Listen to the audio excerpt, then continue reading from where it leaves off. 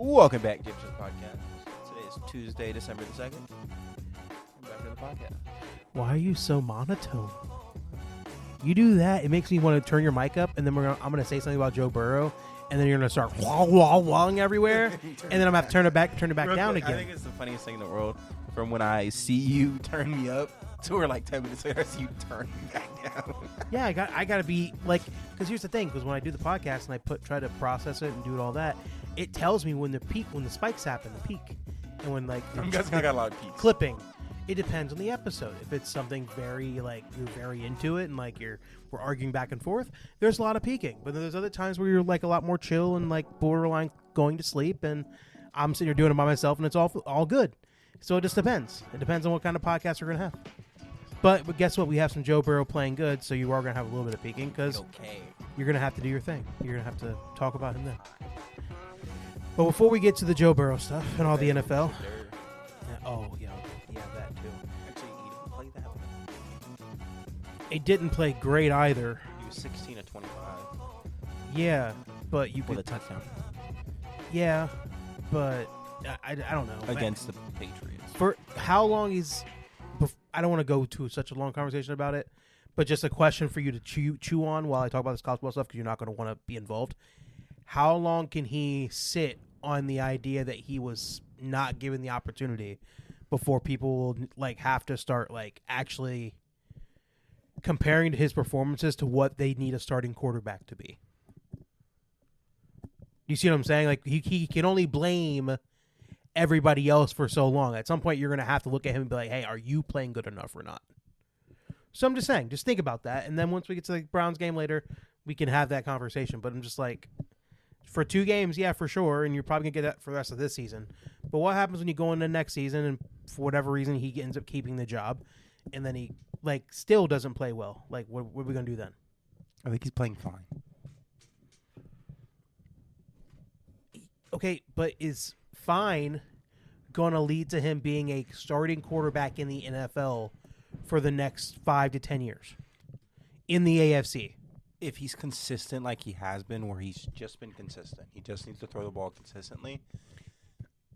I think so, yeah. No, because he's having similar outputs to Bryce Young. If Bryce Young was drafted in the 5th round, we'd be fine with that. But he was drafted in the 1st round, so now we're saying he's awful and he doesn't need to be in the NFL. But Shedeur and him are having Shedeur is not even having the crazy outputs like Bryce has this year. But again, Bryce Young's been in the league for a couple of years. That's his 3rd year, and Bryce Young's a more talented player, even though he's allegedly. Small. No, I would say as an arm, he's a more talented thrower of the football. We've seen it twice in the last 4 weeks. That was one of my like things that I've seen over the last couple weeks, and I'm like, well, do we have to have a real conversation about what Bryce Young's future is? Because like he might actually be better. Better than not like just like getting rid of him and just saying he doesn't need to be in the NFL, even though he's small. Like all those things that I've talked about him negatively on, I still believe. But like he's having some outputs where I'm like a normal, like a everyday dude can't do that. So, like, do you need to give a guy like that more time and say, does he, like, give him the opportunity to keep growing? Or is too much time? That's what I'm asking about Shedeur. That's the same thing. Okay, but again, Bryce Young was a first-round talent who's been a starter for 3 years. Yeah, and Shedeur's played 2 games. For sure. It doesn't help if Shedeur talks like he's been doing it for 2 years now. So, I agree. So, does Shedeur gets 3 years like Bryce Young? Because Bryce Young's going to get his 4th.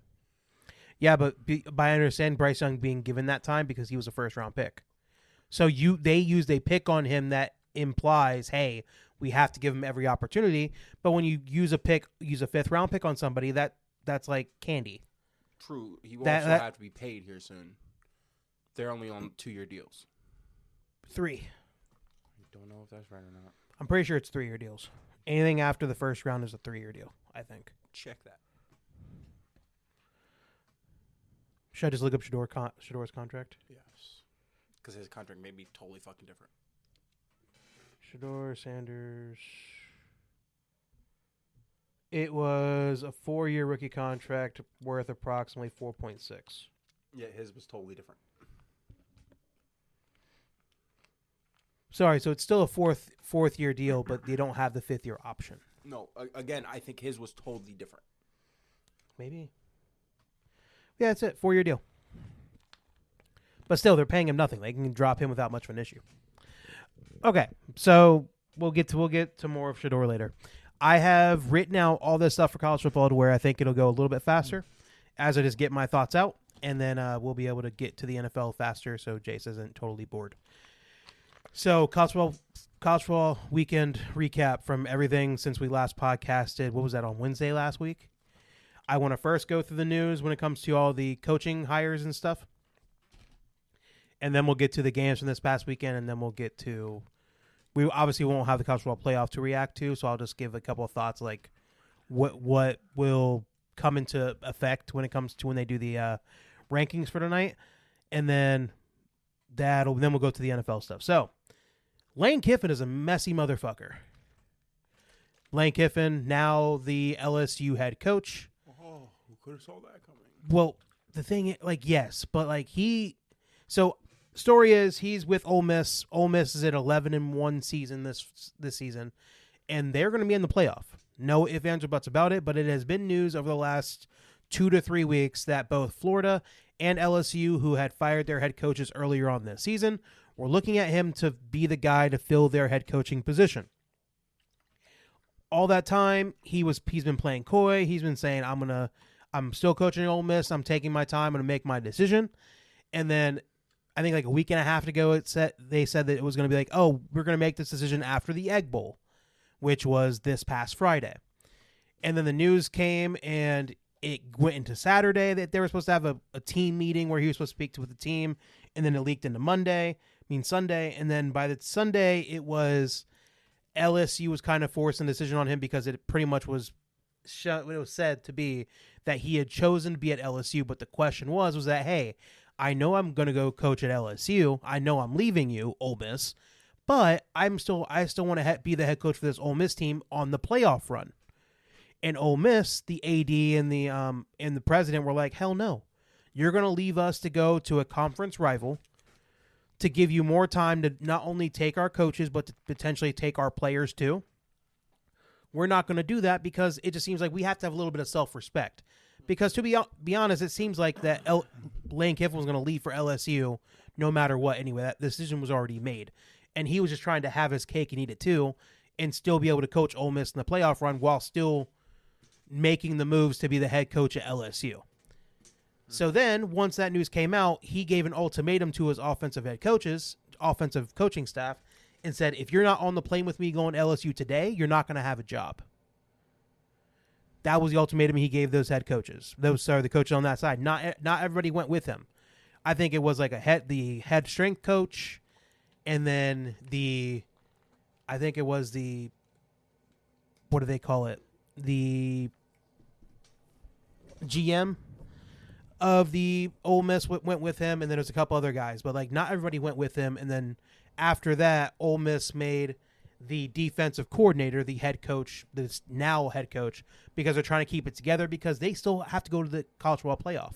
They still have games to play. They're not going to be in the SEC championship game, but they at least have one more game left, and they have to try to keep the team together that they have for right now.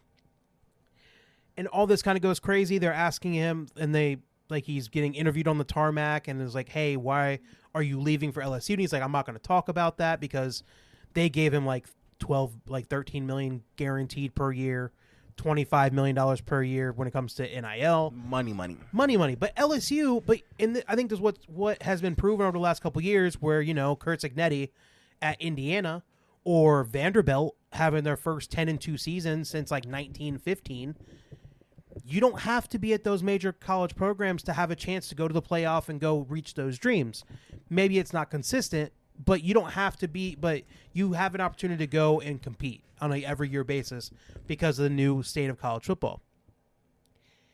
And he took the money. He made a very selfish decision, but he wanted to kind of play both sides. And every time he's been asked about it since, he's like, oh, but they won't let me do it. And I'm sitting here he's making a very selfish decision and making everybody else because there's a lot of other college football media people that were like, oh, why wouldn't they let him coach, and trying to make people feel bad for him. But really, It was a man making a selfish decision to go coach at a bigger place, wanting to have that opportunity, but he wasn't willing to make the grown-up decision to do it sooner. Because he waited so long, now Ole Miss didn't have a real opportunity to go, say, maybe go hire the head coach they wanted because everybody else had either found a new job or they already decided to sign a bigger contract where they're at. So it was a very messy situation all in all, and he was also claiming that he was going to poach all the players possible to go to LSU, and it's like a whole thing. But this is Lane Kiffin. Everywhere he has been has ended in disaster. At Tennessee, he left there after a year to go with USC. USC, he got fired on the tarmac, getting off the plane. He was at freaking Oakland when they were with the Raiders. Like, everything he has been a part of has ended in disaster. And for whatever reason, people are trying to make up for it and make you see like he's like a much better guy, which I'm not going to say he's a terrible person, but he made a selfish decision, and it's very messy the way that he handled it. If he would have just done it if he wanted to coach at Ole Miss, he could have just stayed at Ole Miss. But he decided to make a me decision, go to LSU, because that place is an absolute disaster. They have more money, but that's a disaster. And he decided to take that trip, but it was just a very messy situation that was a lot of news coming out of it. That I think that it was a very fun time to be looking on Twitter at every hour or so, and there'd be something else new coming out about how Lane Kiffin's making it a messier situation. Yeah. Stop taking my water, you dirty bastard. It's so good. Yeah, they are, but that's the water I need to drink so I can do this podcast. You went and drank all of yours all in one fell swoop, and that was after you stole that one from me. Good. Put the cap back on and give it back. Bro, ask me nicely. Please, can you please give me my water back? We'll keep the podcast. Hurry up, podcast boy. Next one, Mark Stoops. After Kentucky had lost this past weekend, he claimed that he was not going to be fired. He said that pretty much without, like, I'm not really quoting this, but all intents and purposes, he said, I'm not leaving. I'm stuck here. They go and fire him 24 hours later, and they replaced him with Oregon offensive coordinator Will Stein. Okay. Mark Stoops had been there for like 15 years, and he had pretty much been doing the bare minimum there. And it got to a point where they actually want to do a little bit more winning because they're giving you more money to have NIL to get players and all of that. But good offensive coordinator. He's been doing very good at Oregon over the last few years. And I'm just glad that head coaching position got filled because it was news that Brian Hartline was going to interview there and potentially go there. And if he goes, wide receiver U might take a little bit of a hit for the next couple of years. A lot of bit of a hit. You will never be wide receiver U again. Jeremiah Smith is not going to leave here to go to Kentucky. No, but suddenly Kentucky's going to be the greatest wide receiver school ever known to man. Yeah, but Kentucky still can't give the money that Ohio State can, so it's fine. True. Brian Hartline don't. But need he's the the money. But he's the coaching Here's guy. my resume. Yeah, for sure. I get it. I'm just glad there's nowhere else for him to go because everything. Real else quick, filled. you will never be wide receiver U without him. We were LSU. We weren't wide receiver U before him. No, for sure we were not. He and turned without us him, into LSU. you won't be that. No, I can agree to that. I can agree. And again, it'll just be a little bit of a change.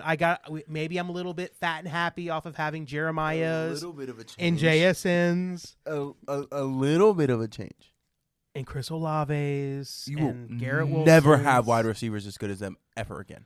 You can't say never. Supreme talents. Yep, Real quick, Jeremiah Smith was the only guy. Not at this rate. I can say not at this Jeremiah rate, Smith but we will was the have only supreme guy on talents. his list who was ranked the best receiver in his class. You almost can't fuck that up. The rest of them were like 8 or 9, 13, 14. That's not true. Carnell Tate was the number one receiver when he came out. Who was that? Carnell Tate, the guy on the other side. Yeah, cool. Garrett Wilson was 3. Garrett Wilson was up there. Olave was a nobody. He was like a 3-star. He was not up there. No, he wasn't. Marvin Harrison was decently up there. Marvin Harrison was a 4-star. He wasn't a 5-star, but he was a 4-star. Again, he was decently up there. For sure. JSN wasn't super high up there. JSN was actually decently high. He was a 5-star, but he wasn't on the list. Oh, yeah. He wasn't like number one. 5 stars. He was not the number one receiver in his class. Mm-hmm. So I get it. And the only issue is that Penn State, the team that fired their head coach first, by the way, still has not hired anybody. I'm still really confused about that. They fired James Franklin a while ago. Yeah, and they were going after Kalani Satake, who is BYU's head coach. And apparently, do you know the guy that made that crumble cookies? Mm-hmm. The guy that owns that company went to BYU. And apparently they're getting their money together to try to keep him.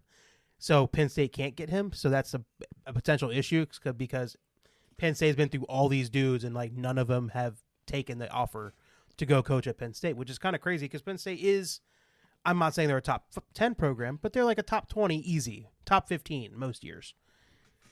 But like the guy that's been trying to get out the most, he might not even go there. So it's like a whole thing. And they were saying Hartline might be an option to go to Penn State, but I'm like, that may be too big of a job to go to at first. That's not a place. You can come to Michigan State. You guys have already filled that position, and I will get to that next. Michigan State fires Jonathan Smith after 2 years and replaces him with former Northwestern head coach Pat Fitzgerald, which, like I told you before, is a great decision, I think, because he did it at Northwestern. He was winning 10 games a year at Northwestern, where they have the money, when they have the academic issues, you can't bring in dummies to Northwestern. It's not going to happen. And he did get fired because they pinned a saying that he knew about the hazing that was happening there. It's this guy. That's why his name's so familiar. I don't want him at my fucking school. He sued them, and he got money back. So, like, they actually were able to prove that he knew nothing about any of it. Bullshit. They proved it. Your head coach don't know nothing? How'd they prove proved it? How'd they prove it? Okay, hold on. Did they prove he didn't know anything, or could they not prove that he knew it? That he knew about it? There's a difference because they couldn't 100% prove he knew about it and was taking part in it. It was civil court because he sued them for money, so it's a lower standard of proof. Oh, this nigga skated. He skated. I knew his name was fucking familiar. I was tweaking. I was like, why the fuck do I feel like I watched a documentary about this shit? It's because I fucking did on YouTube. Wasn't this the same motherfucker that had kids on, like, suicide watch? No. Yes. Different guy. No. Different guy. There was players from his school who had to be on suicide watch because they were being fucking hazed. I don't want this nigga at my school. Might be a little too far, maybe, possibly. No, that's going it's too not. I now that you're saying this to me, I now remember I watched a 35-minute video on, like, biggest football scandals. This was fucking one of them. Northwestern came out and said that he was not culpable for what was happening. They don't want to pay him any more money. No, they have to. It's already been Here's proven. the question: what level of court was he in? It was civil court, probably civil court if I had to say. Oh, so there was no jury. Look at me. Let's be 100% honest. If a jury was brought in and witnesses were brought in, this nigga was guilty. I don't think so. You're saying all his other coaches knew, but the head coach, the number one guy on the list of coaches, had no clue any of this was happening. He had no idea this was happening. When it comes to hazing, that's not something a coach really cares about. My nigga, you don't know shit about this then. Did you read any about this?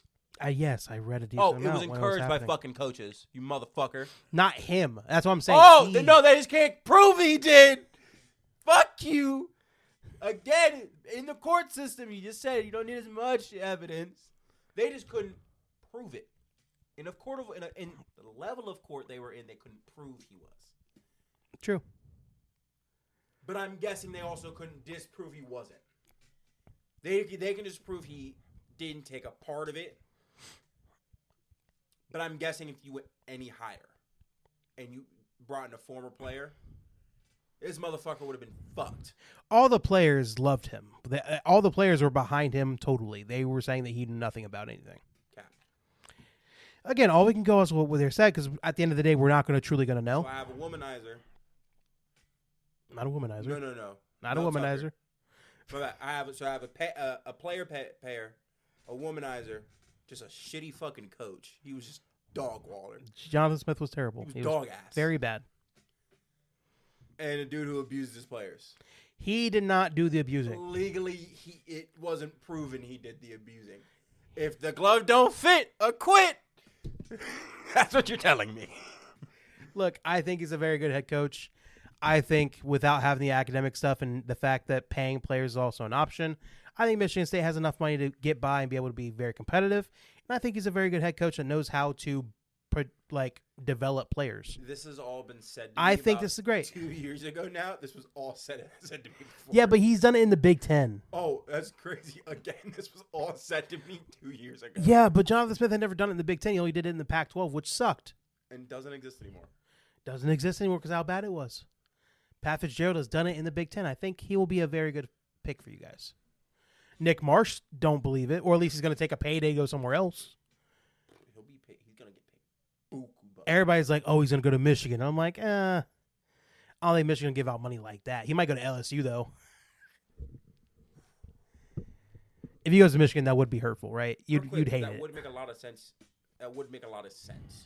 That Michigan would shell out for a receiver like that, knowing their receivers are fucking No, but here's the thing. They had a very talented freshman receiver that had played well this year, but guess what? They got him no touches in the game, which is hilarious how that goes because, Yeah, but I think it was more about them not trusting Bryce to actually make a decision. I agree. He's very – when he plays, I'm like, I don't know if you're good or bad. Sometimes I feel like he's fucking mid. We're going to get to that. Next one. Florida Gators hire Tulane head coach John Summerall to be their head coach. Very good offensive guy. It's another second head coach in a row where they're taking a guy from the FCS. Tulane. Tulane's not. No, they're in the FBS. Sorry, my bad. Tulane's in the FBS because they might make the playoff potentially. So another guy from a lower division, not Power 5, not Power 4 school, to then come be their head coach. The last group. Sorry, yes, a group of 5. They're bringing another guy from a group of 5 that had not proven it in the Power 4 yet. And it's the second coach in a row. He's been at Tulane for a while. Been there for a minute. Because they're still pretty new to the FBS.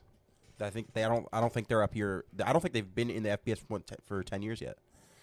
Yeah, but they've managed to be a very talented school. And plus, with him as head coach, though. Yeah, for sure. But again, I think as long as Florida has their money right and everything, I think he can be a better head coach than what they've had. But again, you don't know until it truly happens, so that's going to be something you're going to have to take a look at. And then I mentioned the Ole Miss hiring Pete Golding. Auburn hires USF head coach Alex Golish to bring offense back to Auburn. He had a very good offense at USF, the same USF team that beat Florida earlier on this season with a very explosive offense. I think he'll be a very good head coach. Auburn did have an offensive guy be their head coach last time, but Hugh Freeze was like a guy that is like not really been good for a while, and they were trying to make it work there. So hopefully Alex Golish will be a much different type of guy, and I think he'll be a little bit more focused on making sure Auburn gets as best they can be. All right, that's all the news. Let's get to the games. Number 16, Texas, led by a great running game and some splash plays from Arch, both in the air and on the ground. Hands Texas A&M their first loss of the season, 27-17. Manning's leg showed up. It slowed up A&M's pass rush to have enough of a passing game to keep them honest and support the running game of running back Quintavion Wisner, I think. Nope. I had his name right. Quentin Wisner. Nope. Quintravion Wisner. Sorry, my bad. You were going black. Too black for me. Too black. Quintravion Wisner. He had over. Spell it, please. Oh, you really want to? Oh, you got this? Hold on. Let me get. Oh, Quin. QUINTREVION. Capitals in there. It just has it's ESPN. Everything's capitalized on the name. Quintravion Wisner. But he had over 100 yards in this game. He had 155. And then Arch had like another 50 rushing by himself. He had a rushing touchdown. But no, Arch wasn't amazing in this game, but he did enough. He didn't turn the football over, and that was like the biggest thing. Wisner, like I said, had 155 yards. Arch 53 yards and a touchdown rushing. But then it was Texas A&M, like with their turnovers late in the game, that kind of sealed it for him to where Texas A&M couldn't really come back. And then, but yeah, it was just it was weird how dominant Texas was able to be on the ground against a very good Texas A&M defensive line. But it's just as soon as Texas was able to kind of get ahead and kind of keep things rolling, it just felt like it was a hole that A&M just couldn't get out of. Marcel Reed didn't really play all that great, 20 of 32, 180 yards, 0 touchdowns, 2 picks. and they just kept him in the pocket. Every time he felt like he was going to run away, most of the time they were picking him up and getting him. But there were sometimes he was able to get outside the pocket. Just wasn't enough in this game to kind of come back and win it. But this does make a weird scenario because Texas A&M is not out of the playoff at this point. They're stuck in there because they had been so good for so long this season. Now the question is, Texas being at 16, what is their ranking going to be tonight? And then are they going to be in the playoff, or are they going to need a little bit more room to try to get back in? Because after this game was over, it was why am I forgetting their coaches? Why am I forgetting his name? No. I had it. I can't help you with this one. I know. I got it. It's oh no. I suck. No, I had it. I literally had his name in my brain. Steve Sarkisian. I was halfway towards typing it up to try to figure it out. Steve Sarkisian, after the game, was like right away talking about, we're the first team to beat 3 teams in the top 10 at the time, and talking about all the things they had done. But yet, here's the problem. And they want to use the Ohio State game they played early on at the first game of the year as like a thing to be like, oh, we shouldn't be having games against these top teams in the non-conference. But the problem is not that you lost to Ohio State. The problem is that you got blown out by Georgia, and then you also got beat by Florida, a 4-8 team. Those are the games that you should worry about, not the game that you lost against Ohio State, because I don't think anybody would blame them for losing that game earlier on in the year. But the games that are the real problems as to why they're not going to be getting into the playoff if they don't get in is that Georgia game where they were not all that competitive, and that Florida game where you lost to a team you shouldn't have lost to. And that's the part that sucks, because then they're sending out memos to everybody that would hear them and take it about all these things that they have done throughout this year to kind of justify them getting into the playoff, being at 9-3. But I'm just like, don't lose that Florida game and you're in.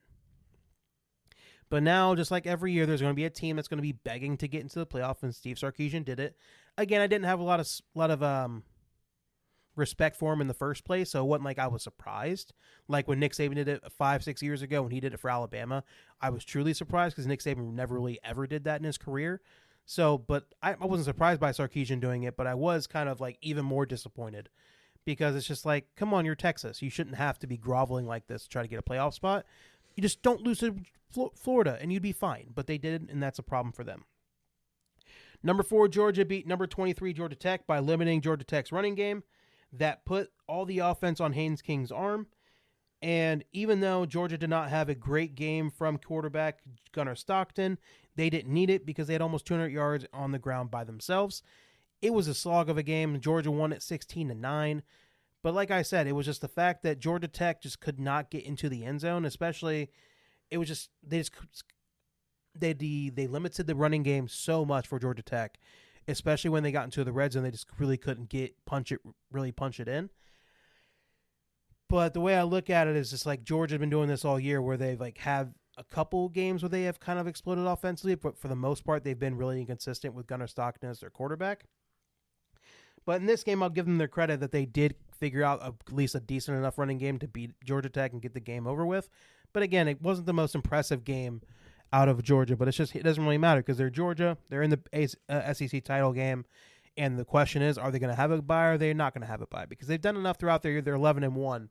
So if they win their game against Alabama in the SEC championship game, they'll be a top 4 seed and have a bye. If not, they'll probably drop to the 5 seed and have one of the easier teams in the playoff to face in their first round. So, it is what it is. Georgia did what they had to do. They won that game. Now getting to the big one. Number 1 Ohio State and Ryan Day finally exercised some demons in the 27-9 spanking of number 15, the team up north. The OSU defense did let the team up north get a couple big run plays in the first quarter, but after that dominated Bryce Underwood and that team up north offense. And Julian Sand did throw a pick early on in that game, literally the first drive. I think it was the second play of the game he threw a pick. It was a bad one. But Ohio State's defense was able to limit it to just being for a field goal instead of letting it be a touchdown. So they were only down 6-0 rather than being 10-0 very early on in that game. That could have changed the calculus of what that game was early on. But outside of that, he was nearly perfect. He threw a touchdown pass to Jeremiah Smith on a crazy double move. Absolutely amazing play.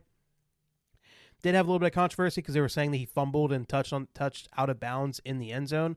But I'm just like, it was a weird one, and I really don't care because we won by multiple touchdowns. So that's not going to be the play that's going to change the game altogether because I just think that Ohio State is going to win that game no matter what. And then he also threw a deep shot to Carnell Tate on a 50-yard touchdown throw. And then he also had a red zone touchdown to Brandon Inniss. So literally all three big wide receivers for our team all had a touchdown in this game. Bo Jackson was a superstar of the game. He had 117 rushing yards, and he also had another 50 yards receiving in this game as well. Bo Jackson was an absolutely amazing player in this game. He dominated totally, especially on the, I think it was like a 20-play, 11-minute drive that Ohio State was able to have between the third and fourth quarters to really ice the game because at that point, Ohio State was up 27-9, and they literally just said, hey, it's snowing out here. There's a bunch of snow happening. We don't need to push it anymore because our defense is dominating so much. So we're just going to sit here and run out the clock in the middle of the third quarter, and that's what they did for the rest of the game. They didn't even try to push the ball at all. They ran the football like crazy. They were having to do the communication with the box when it came to the headsets wasn't working. Funny enough, in Michigan, that something like that would happen. So they had to have Julian Sand go back and forth and run to the sideline to get every single call. And apparently Ryan Day was like, hey, we planned for that because we knew something like that could happen in this game. And they did it. They dominated every single facet of the game. Bryce Underwood looked nothing like, again, he hasn't really looked great all this year, but I think I can say without a doubt he is a very talented quarterback, but I don't think he's really good at playing the position yet. And that's the thing. When he decided to go to Michigan and get that $2 million a year that he was going to get from them, I think everybody and their mama knew that he was not going to get developed to be a great quarterback there. Think about the last guy that was coming out of Michigan to go be a quarterback in the NFL. Look at how J.J. McCarthy's doing it. He's ass. Buns. I think you're right. I think that they don't know how to develop talent properly. Not at the quarterback position. Running backs, what running backs good? Linemen? No, defensive players? No. Their star running back that had left, it got drafted by the Chargers. Mid. No, not Chargers. Rams. No. He got drafted by the Chargers. Which one are you talking about? Well, I don't know. Because their main running back from a couple years ago, he did get drafted by the Rams, and he's being their secondary. He's their backup back, and he's Blake Corum. He's playing good there. So I'll give them that. But they can develop linemen, they can develop defensive players, but quarterback is not a position that they can really develop. I wouldn't say defensive players. I'd say defensive linemen. Okay, I can get behind Dax that. Hill's buns. Yeah, I can agree with that. But it's just that's what he decided to do when he took the money to go to Michigan. So he did not really make any sort of adjustment. And here's the thing: in this game, you could tell they did not trust him to really read the field whatsoever. And even when he did have an opportunity to read the field, you could tell he was making a decision to get the ball out of his hands so he didn't take any hits.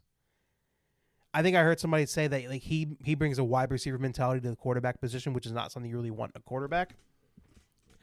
But it's just in this game in Ohio State, what they were supposed to do. They dominated. They threw the ball to their wide receivers, which is what we didn't do last year. They made the big play. Heck, on the Jeremiah touchdown was on a fourth and short, and Ryan Day made the call to be aggressive and do it. And Jeremiah killed him with the double move, which is insane route that he had against that corner from Michigan.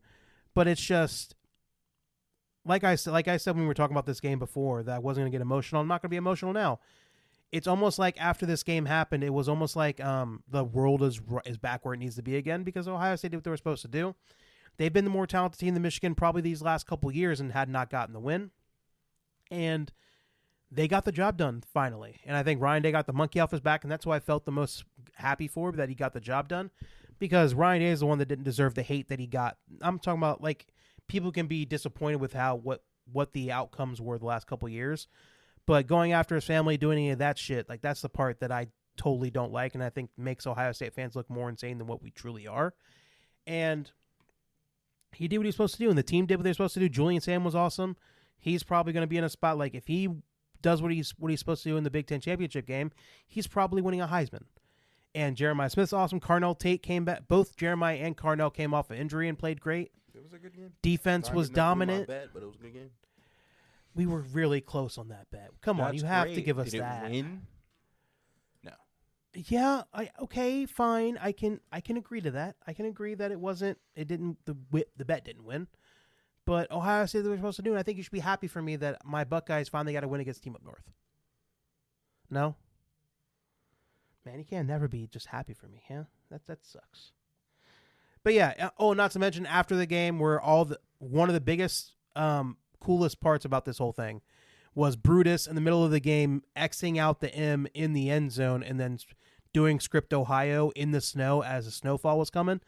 Absolutely amazing. That was much better than a flag planting would ever be. That was funny. Very funny. Brutus was awesome. I think it's like the number one mascot thing that anybody could ever do. And then after the game, where all those Michigan players were so worried about their field getting flag planted that all of their 115 players were all standing on the end to try to like fight for themselves. When after last year, when they did it to Ohio State, they made fun of us, made fun of Jack Sawyer for going and fighting because we don't want you to put a flag on our field. They were sitting there building up all this whole scheme to try to stop Ohio State from doing it. But guess what Ryan Day did? He got to little bro Michigan and Sharon Moore by saying, hey, we're not going to do the flag planting. We're going to be we're going to be the actual men and do this the right way. Win with some class. And just get your players off he got to tell Sharon Moore to get his own players off the field because they're going to cause a problem. And that was the most cool thing of all time. When they were walking, I don't know what player it was, number 4. Jeremiah, or that was... No, on the Michigan. No, I don't know. Number 4 is. He was walking through the tunnel. He bumped into a coach on purpose. Oh yeah, I did. I saw that clip. They were doing that all game. They were doing stupid shit, and they were trying to start. The only way Ohio State was going to not win this game is if they hurt themselves into not winning the game, just like last year. And I think Michigan, their players and their fans knew that. I think everybody knew that Ohio State was a better team, and as long as they came in with the right mindset, Ryan Day came with the right mindset, they were going to blow them out, which is what happened. We dominated them, and the game wasn't close. Did you see where the one Michigan player headbutted the official? Mm-hmm. The dumbest shit I've ever seen in my life. Real quick, there was a video of all the officials like, all right, so we're going to call that touchdown back, Jeremiah Smith.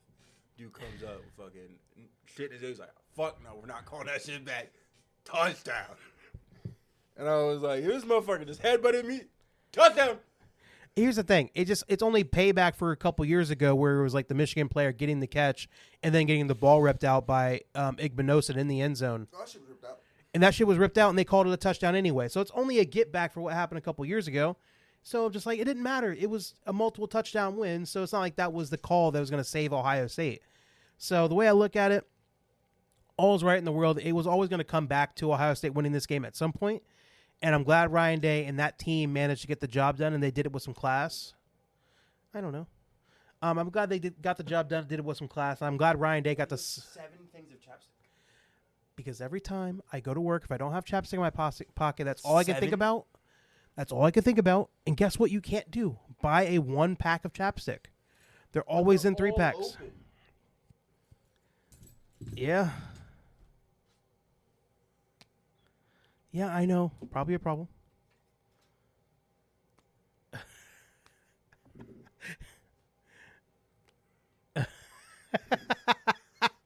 Yeah. Ooh. Oh, that one's closed. There we go.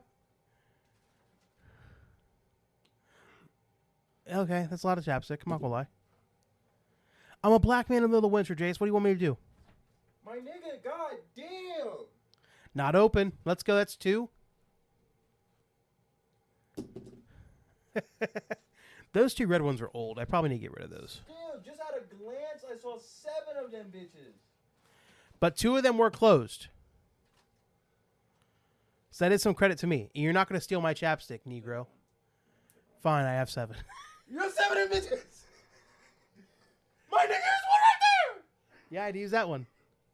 Bro, you have containers. That was when I was having like big issues. All right. Nigga needs this with chapstick.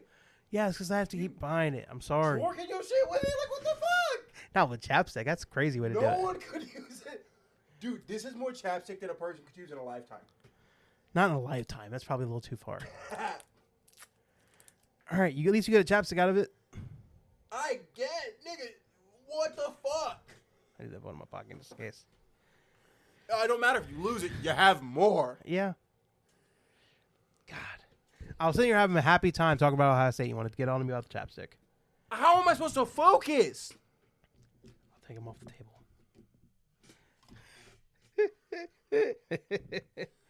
All right. Did I go too far about anything? I talk about Ohio State. Am I good? Do I get to feel happiness again? Is everything back to the way it is?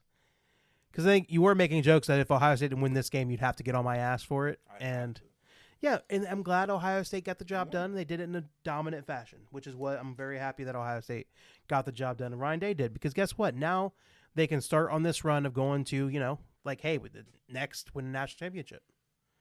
And Ohio State is probably the best team in the country, and it's probably a big margin. And I think for the rest of maybe there's a couple teams that might give us a chance, but come on. Fuck around and lose to Indiana, I would fucking cry. But here's the thing, even if we lose to Indiana, it doesn't knock us out of the playoff. We're in. No, but you shouldn't lose to them. We shouldn't, but again, that game doesn't matter. If Cardinal, Tate, Jeremiah were like, hey, we're not healthy, we should probably not play, just don't play them. Let the game be damned. The game doesn't matter. The game, they really shouldn't have conference championship games anymore. Because now that's like, hey, if Ohio State and Indiana played each other, now you're going to dox them for earning themselves to play in a game like that. And then what are they going to do, drop them in the rankings?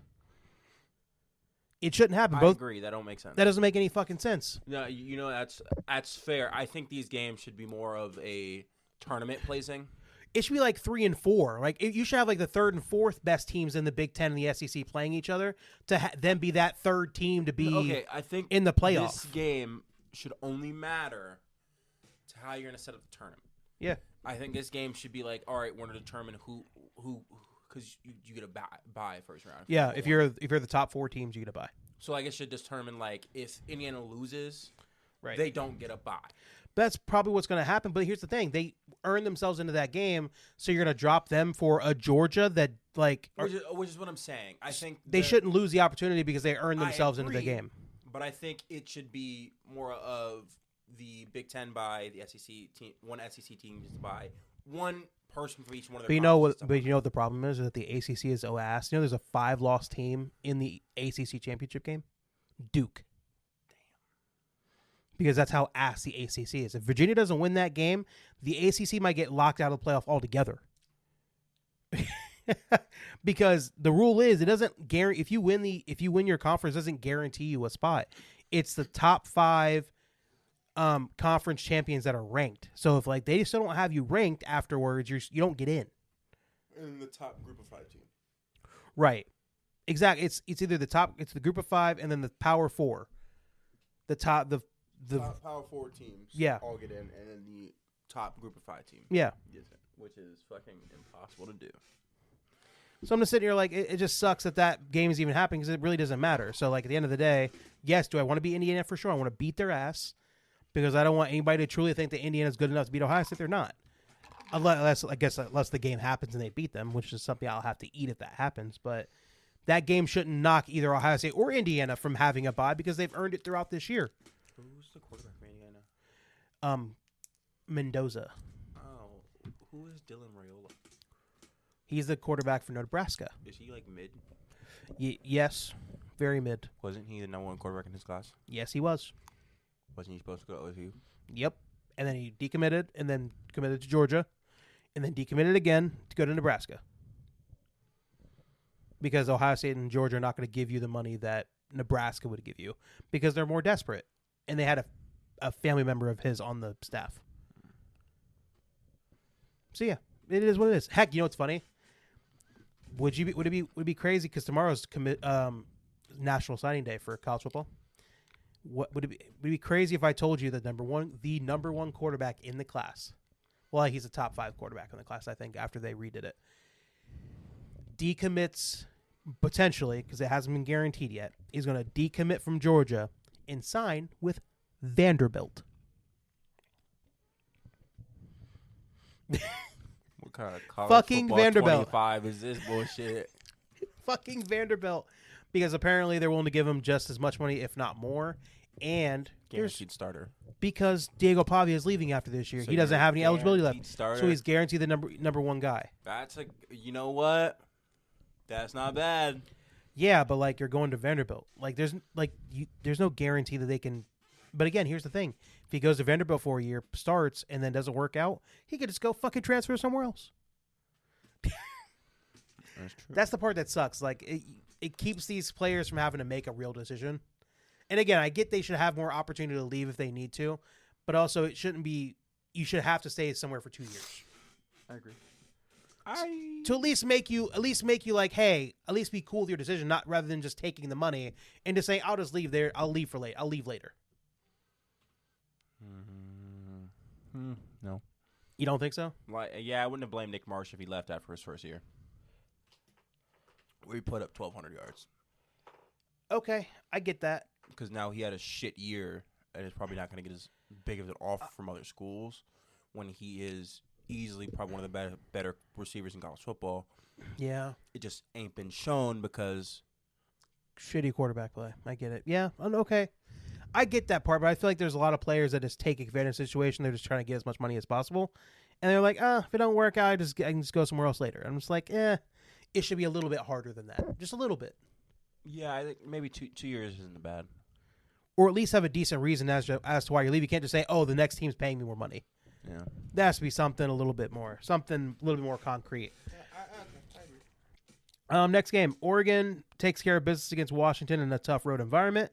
Big plays from Dante Moore in a passing game proves too much for Washington. Washington couldn't get the job done, couldn't score enough in the red zone, and I just think Oregon even though they're without some of their bigger pass catchers on their offense, they just have so many dudes on that team that they could just get the job done. Washington has not really been a great team all year. They've been a better offensive team, but defensively they haven't been all that great. Oregon did what they had to do, winning that game in a tough environment. Washington's one of the tougher places to play. Number 8, Oklahoma, despite another gross performance on offense, gets away from the bad LSU Tigers with a win 17-13. Their offense has been ass for a month and a half, and that's going to be their defense is championship worthy, but their offense is absolutely terrible. And I don't know what they're going to do in the playoff when they're facing teams that actually have real offenses and that have real defenses. Like Oklahoma might be. What is the what's the saying for a terrible, like, they look good but they're actually terrible? I don't know. It doesn't really matter. They're frauds. They're total frauds. Their defense is awesome, but their offense. Packers. Can't say that. They just beat the Lions. The Lions are frauds. Lions actually might be frauds. But I don't think because of people. I think it's because they're coaching now. I think it's probably more the reason. Next one we have is number 10, Alabama. Going up against number 4, Auburn. I don't know. Played Auburn. They beat Auburn in the Iron Bowl. In the same way that Oklahoma beat Bama a few weeks ago. Auburn doubled Bama in passing yards, but had a costly fumble at the end of the game while trying to drive to tie the game at the end. Bama ended up winning that game 27-20. Bama, offensively, very good, but they can't really run the football that effectively. I did see one thing. Yeah. Saying that Lane Kiffin was waiting to see if Bama beat Auburn in the Iron Bowl. No, he was waiting to see if Auburn beat Bama because guess what? Yeah, my bad. If Auburn beat Bama, because that then would open up. No, it was that Ole Miss would be in the SEC title game. And again, he was trying to have his cake and eat it too because he's like, I want to go coach in the SEC title game. I saw one theory that he was saying, hoping Auburn would beat Alabama and that they would fire their coach so he can go coach Alabama. They won't fire him. I think they're trying to be smart about it, even though the fans will be calling for his job. They want him out. The fans for Alabama are crazy. They probably need to get a little bit of a reality check as to what reality is without Nick Saban. So, it is what it is. That's what they need. I'm saying that school's going to have to try to give their fans that because the fans are not going to have that, internally. What did Ryan Day do before he was a coach for OSU? He was an office coordinator at a bunch of places. He had never been a head coach before he started coaching at Ohio State. Was he at Ohio State? Uh-huh. Well, how long was he at Ohio State? He was the OC at Ohio State for he was the OC at Ohio State the last year of JT. So that would have been 2015. So he's been at Ohio State for a year. 2016. No. He won the championship and then another year with JT Barrett. And then it was the year after that with Dwayne that they truly did have with him. So that was 2017. Yeah, he was at Ohio State for like 3 years before he became the coach. I think he's been a coach at Ohio State for 7 years. Why? Nothing, bro. I feel like you were setting me up for a trap there for you to say some dumb shit. I don't know. Okay. We're gonna let it rock. Miami beats number 12 Miami, beats number 22 Pittsburgh in a dominant fashion, hoping that enough chaos happens in front of them or the committee moves them into the playoff. Again, they're at 12, so they're right there on the edge. But here's the problem.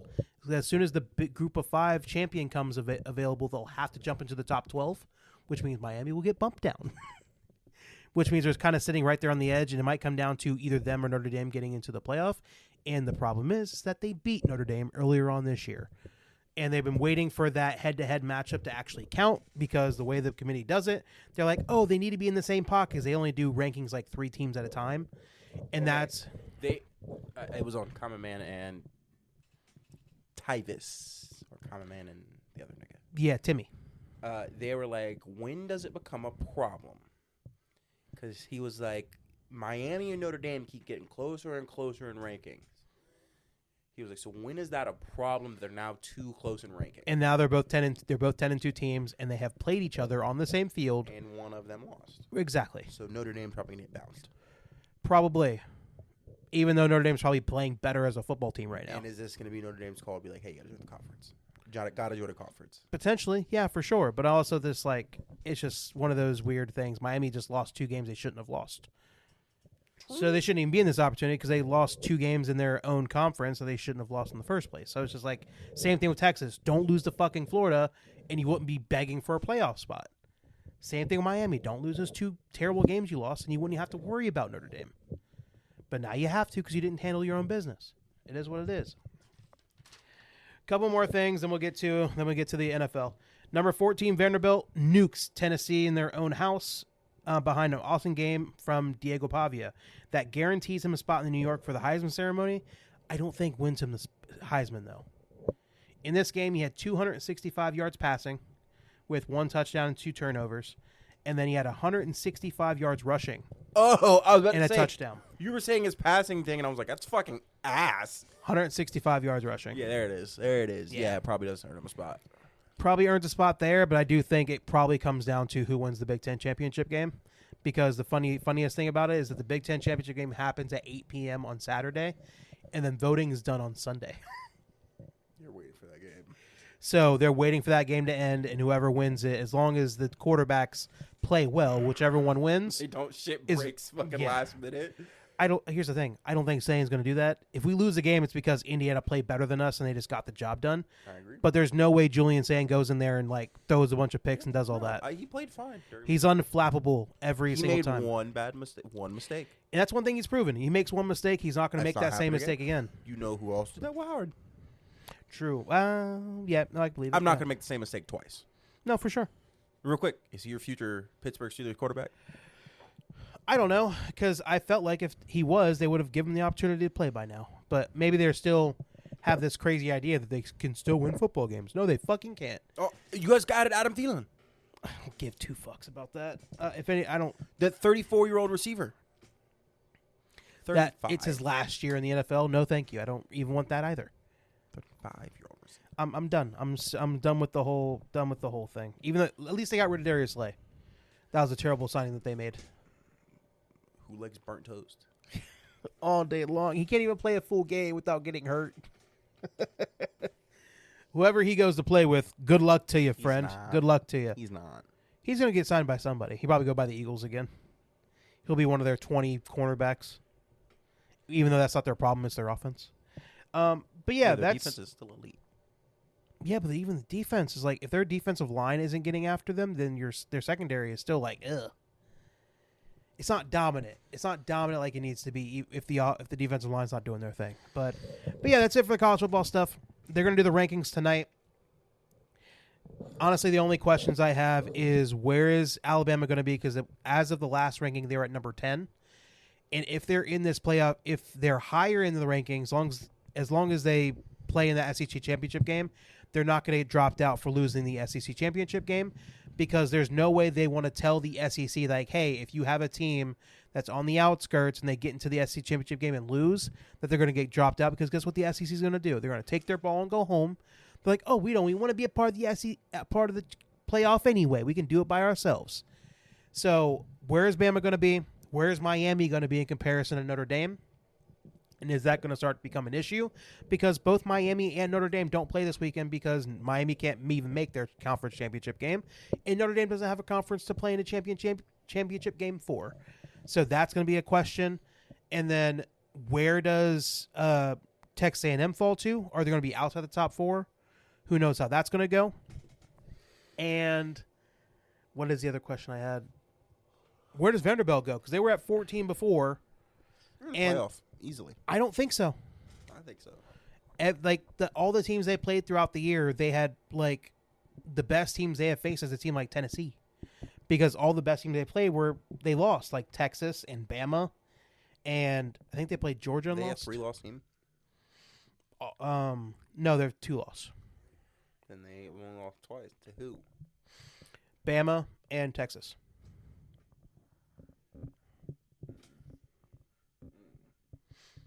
What, do you want me to tell you what their wins were, and so you can have an idea? Yeah, because those are kind of not great losses. But the Alabama one's not awful, but the Texas one is pretty bad. Vanderbilt's 10-2. Their wins are against Charleston Southern, Virginia Tech, South Carolina. Virginia Tech's playing for spot 2. No, they're not. Not Va Tech. You said Virginia. I said Virginia, not Virginia Tech. 2 different schools. South Carolina, who was like a 3-win, 4-win team. Georgia State, Utah State, and then Alabama was a loss. They beat LSU, who was awful. Missouri, who was not really good either. Lost to Texas, and then they have wins against Auburn, Kentucky, and Tennessee. Their best win is against Tennessee, who was a 3-loss team. Yeah. So they really don't have a great resume for getting into the playoff. No. And again, we say this because, and then we still have the Group of 5 team that's going to jump into the playoff as soon as it happens, as soon as they have a Group of 5 champion. So I don't know, they're not going to get in, but I do. Group of 5 champion determined. It's the highest because all the Group of 5 conferences are going to have their own championship game. It's whatever Group of 5 champion is the highest ranked that'll jump into the top 12 because they get a spot. Okay. I don't even think the Group of 5 deserves to have a spot, to be totally honest with you. You have a Group 5 champion who's ranked at 24. They will jump into the top 12. Jump into the top 12. Because they're guaranteed a spot. As long as they're one of the top 5 rated champions. Yes. I don't know. It's very annoying. I think the Group of 5 should just have their own playoff. I think it'd be a lot more fun that way. But instead of just them being like, what is the saying? Lambs to the slaughter to whoever team they have to face in the first round. I don't know, but apparently they want to keep up the charade that they really have a chance to. Group of 5 team last year. Last year it was Boise, and they got destroyed by Penn State. And Arizona State. No, Arizona State's part of the Big 12. You could fooled me. Could have fooled you. Oh, that's funny. Oh, that's really funny. Boise, damn. Yeah, and then this year it'd probably be Tulane. No head coach. With a head coach who just left. Yeah. They're probably gonna get fucking dog stomped. Yeah, they were gonna get dog stomped no matter what. It doesn't matter. No, but it's a lot different when you have a head coach. Because here's the thing: when they get put in, they're not gonna be put in at 11. They're gonna be put in at 12. And guess who they would have to face? The number 5 seed. So Georgia, Bama, they're gonna go get fucked in the ass in the first playoff game. That's the problem, which is why I'm thinking why don't they just have their own playoff and not have to do all this? That would be more fun. Yeah, they would just go play teams of their own caliber, and they would have more fun that way rather than just give a team an easy route. Do you know this crazy thing now? Like soccer. Relegation. If you're not good enough, you get dropped out, and then you can jump in. Yes. So we should do it like soccer. I'd be cool with it that way. Ohio State would never always be on top. No the matter best Group of 5 team, the top 5 Group of 5 teams should jump in while the get moved worst to a Power 5 conference and the worst Power 5 schools will gets get dropped dropped out. down to a Group of 5. Rutgers, get out. Whoa. Purdue, They beat get us out. this year. Whoa, that team also beat us this year. Let's implement this like after this year of our new coach. Because technically, we're probably one of the worst teams in college football. We got to right now. learn. We need a little time to get ready. But relegation, real quick, that's an effective fucking strategy. It would be because if you want to keep getting the money that you're getting, because there's a lot of teams in the SEC, in the Big Get Ten. better or get out. Get better, spend more money to get better, or get out. So it makes total sense. I'd be totally for it. Fuck it, dude. Michigan, if we get relegated to a Group of 5 conference, But here's my thing: you're always going to spend enough money. It's not going to be because you're not. no. Our coaching's just dick. But Yeah. again, if we get relegated to a Group of 5 conference, we would fucking dominate. Probably, yeah. And And then you'd have to go right back up. we'd have to go back to the Big Ten. Yeah. Dude, we'd spend like 3 years, like a year and a half, like a year in the Group of 5, dominate. I'm like, it's the best fucking season ever. Fuck it, we got a bowl game. It's gonna be great. Just be like, all right, next year you got Ohio, you got Ohio State, Oregon, and like 15 other schools that are way fucking better than you. Go have fun, and just for us to get dropped back down to a Group of 5. Hey, again, it's how do you want to do it? I think relegation because it makes soccer teams better. Oh, it does. Yeah, for you gotta sure. spend money. And if you have your window where you think you can really get up there and do your thing, you can start spending and doing it that way. Because they do like eight teams in each conference for soccer, but they have like a shit ton of teams. Right. So they do 8, but again, no, they do 16. And then like the worst 2 get relegated, The worst 2 get relegated, yes. and then the top 2 of the lower tier come up. Mm-hmm. I'd be down for that, but guess what? They're not going to do it because all these lower teams are like, no, I don't want to have a chance to not get that money that I'm getting guaranteed every year from these television contracts. It's not going to happen. But, it is what it is. And you know what's funny? And on top of that, playoff money, too, because guess what? Could you tell me who would be relegated from the Big Ten? The worst teams in the Big Ten? Worst 2 teams. Yeah, I got you. Give me a second here. Standings, FBS, Big Ten, it would be Maryland and Purdue. Is it Maryland, Purdue, Michigan State? Michigan State's the FBS. Okay, we're safe this year. We're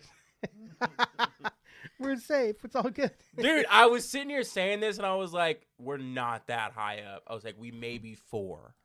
Wasn't your one win against Maryland? Fuck you.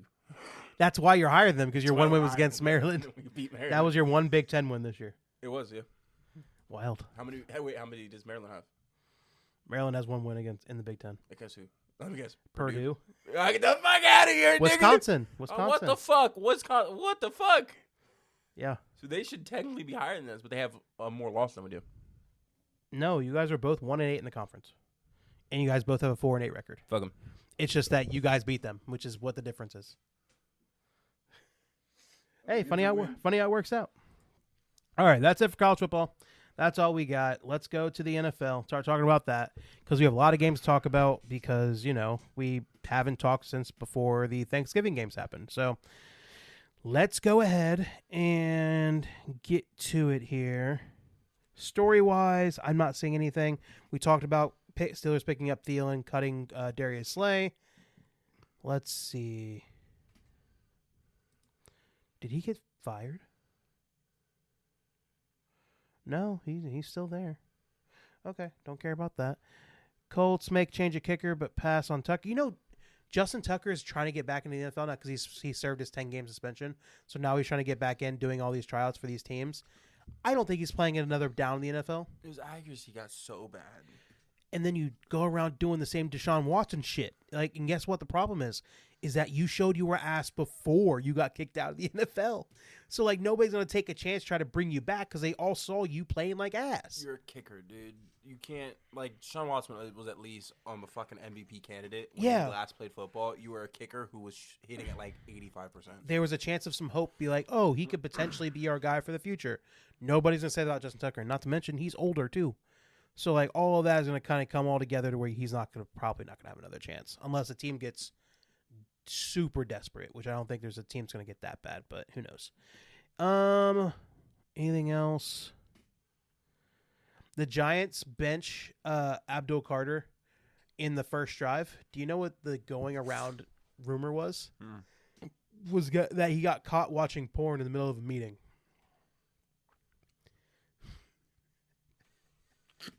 And there were no headphones, so it just played out loud in the middle of everything.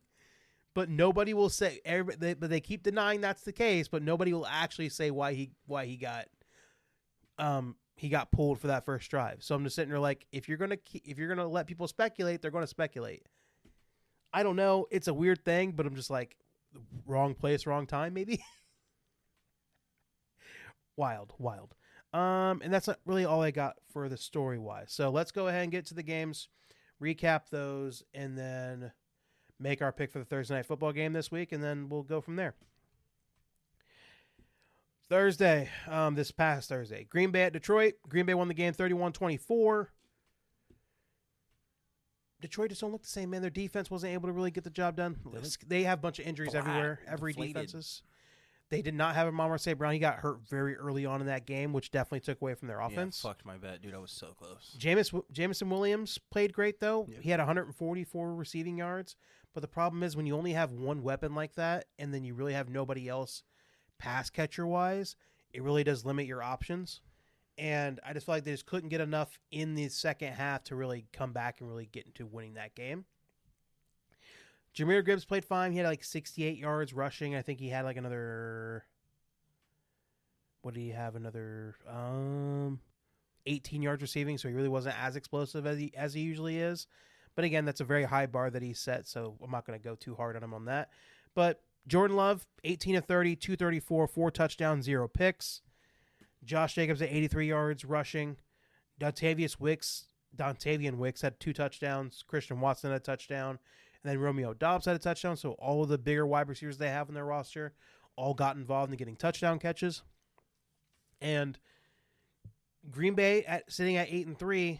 And Detroit, you know what's funny? They're now not even in first place in their own division. You know who's first? It's the fucking Bears. Yeah, I saw that. They were creeping up on them. The Bears are the number one in all of the NFC. If the playoffs started today, the Bears would have the number 1 spot in the NFC. How the fuck did that happen? They only have 2 losses on the year. How the fuck did that happen? I think Ben Johnson has really turned them around, man. And even though that Caleb is not necessarily playing awesome every week, they have a run game. And then when they do ask Caleb to go out and make plays, it's not as much. And then he's just able to do just enough for them to win. Their defense isn't necessarily all that amazing, but it's just they're able to control the game so much with their run game. It's just like they've been so much better. And I think Ben Johnson, with his creativity offensively, I think that's just really brought them up to a different level. But it also helps that Detroit is playing like ass and they don't have a real offensive coordinator that they believe in. I'm forgetting the coaches. Dan Campbell, the fact that he felt like he was going to be able to call plays better than their actual offense coordinator probably wasn't going to work out all that well. But it was a good game. But I just wish that they would have had Amon-Ra St. Brown to play the whole game to see what that game could have been, because you could just tell that was a big piece missing from their offense they probably needed to win that game. Next game, middle of Thanksgiving Day, it was Kansas City going to Dallas. Dallas won the game 31-28. And you know what the difference was in this game? It was not Kansas City playing bad on offense. I think Patrick Mahomes played fine offensively. They scored 28 points. Mahomes, 23 of 34, 4 touchdowns. Kareem Hunt they can't really run the football that effectively. That's kind of been one of their problems this year offensively.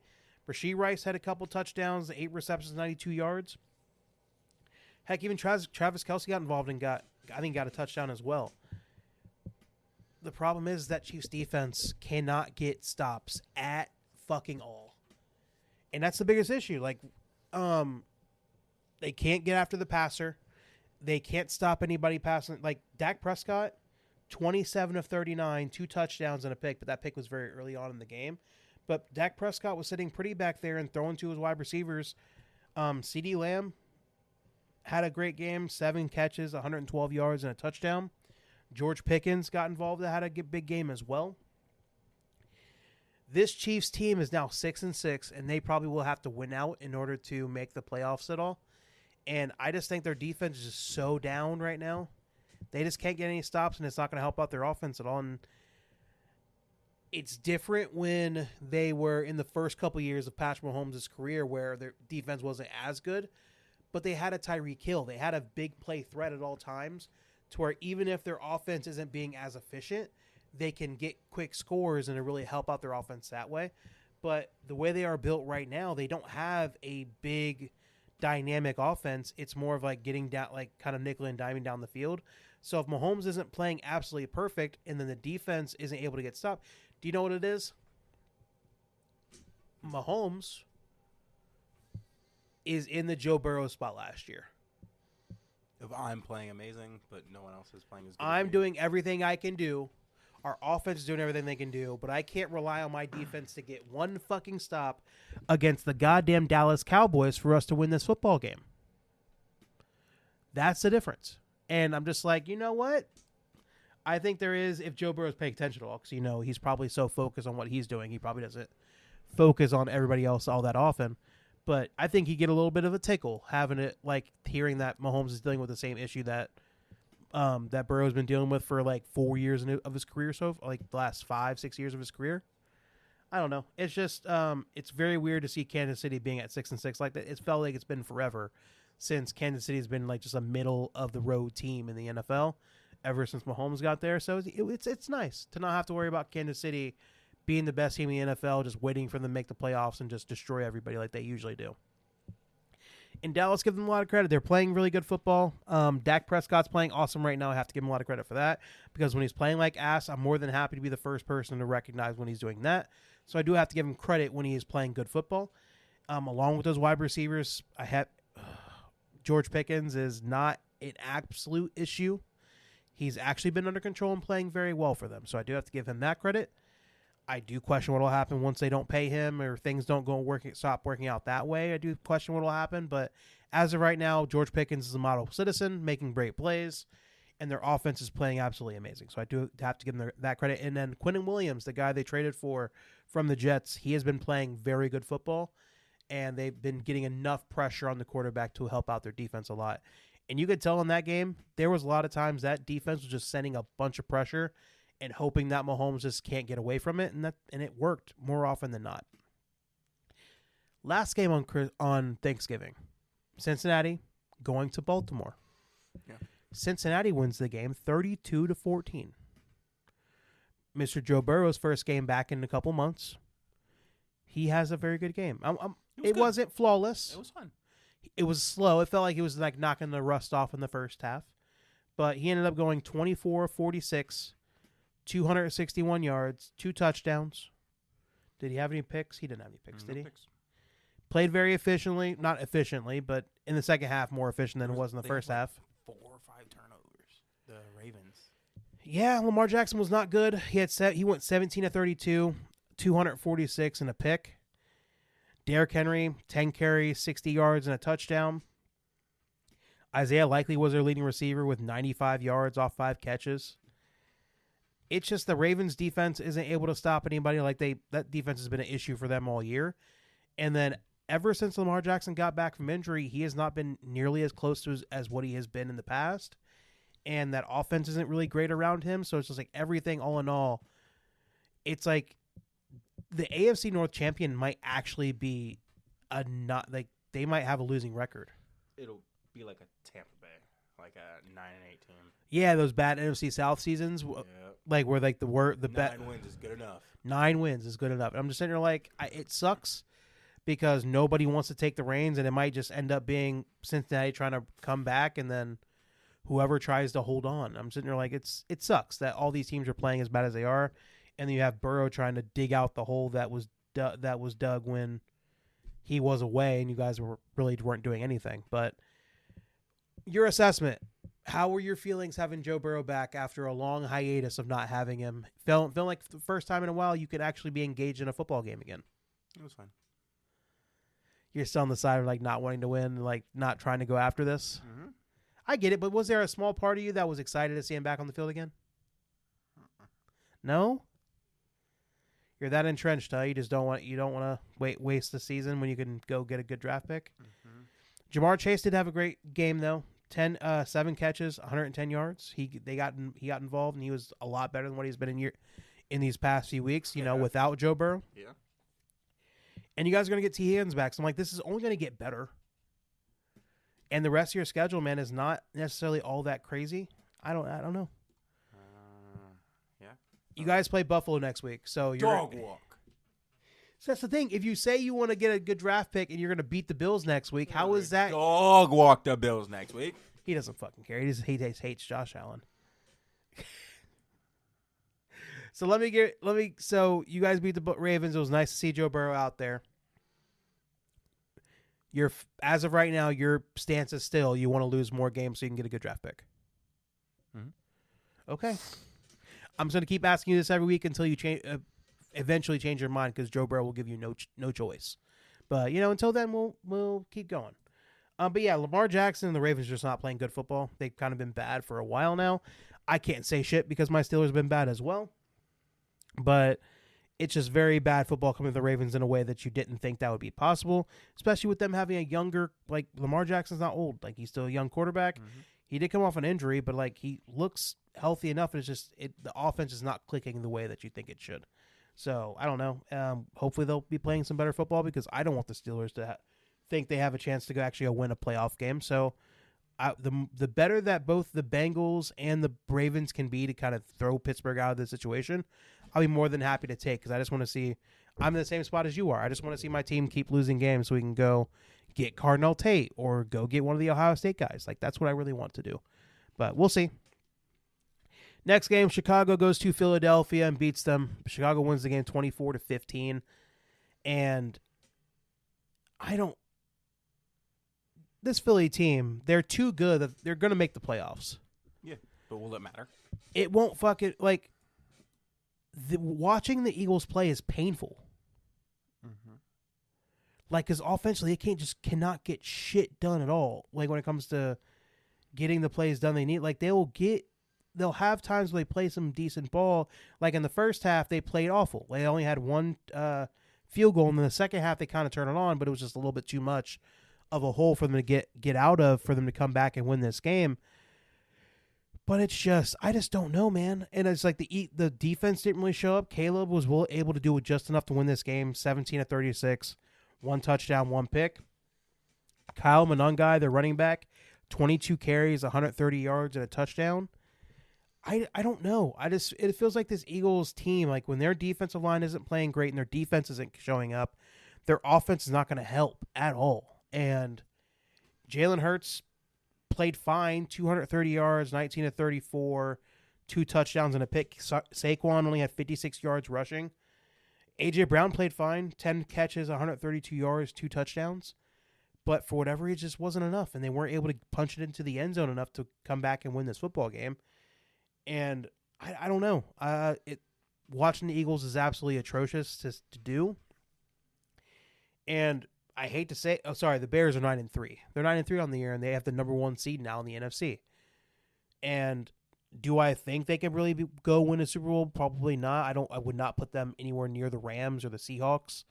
But I think the Bears are playing some very good football, and I have to give them a lot of credit. And I have to give Caleb a little bit of credit. Because even with him not playing awesome football, he's doing enough to win football games, and that has to be commended as well. Next game, San Fran, Cleveland. You wanted to have the Shedeur conversation? Yeah, I had a friend go to this game, and I texted him for the game started. I was like, you had to go to Cleveland, and you're about to watch your team get dog stomped. I'm sorry for your loss. San Fran 26, Cleveland 8.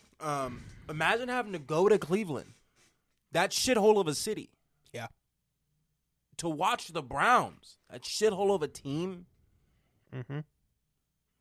To get dog walked by a team that is more injured. But they're 9-4. Crazy. 9-4. What the fuck? San Fran's 9-4. Is it weird to say I feel like they'd be better if they threw Mac Jones back out there?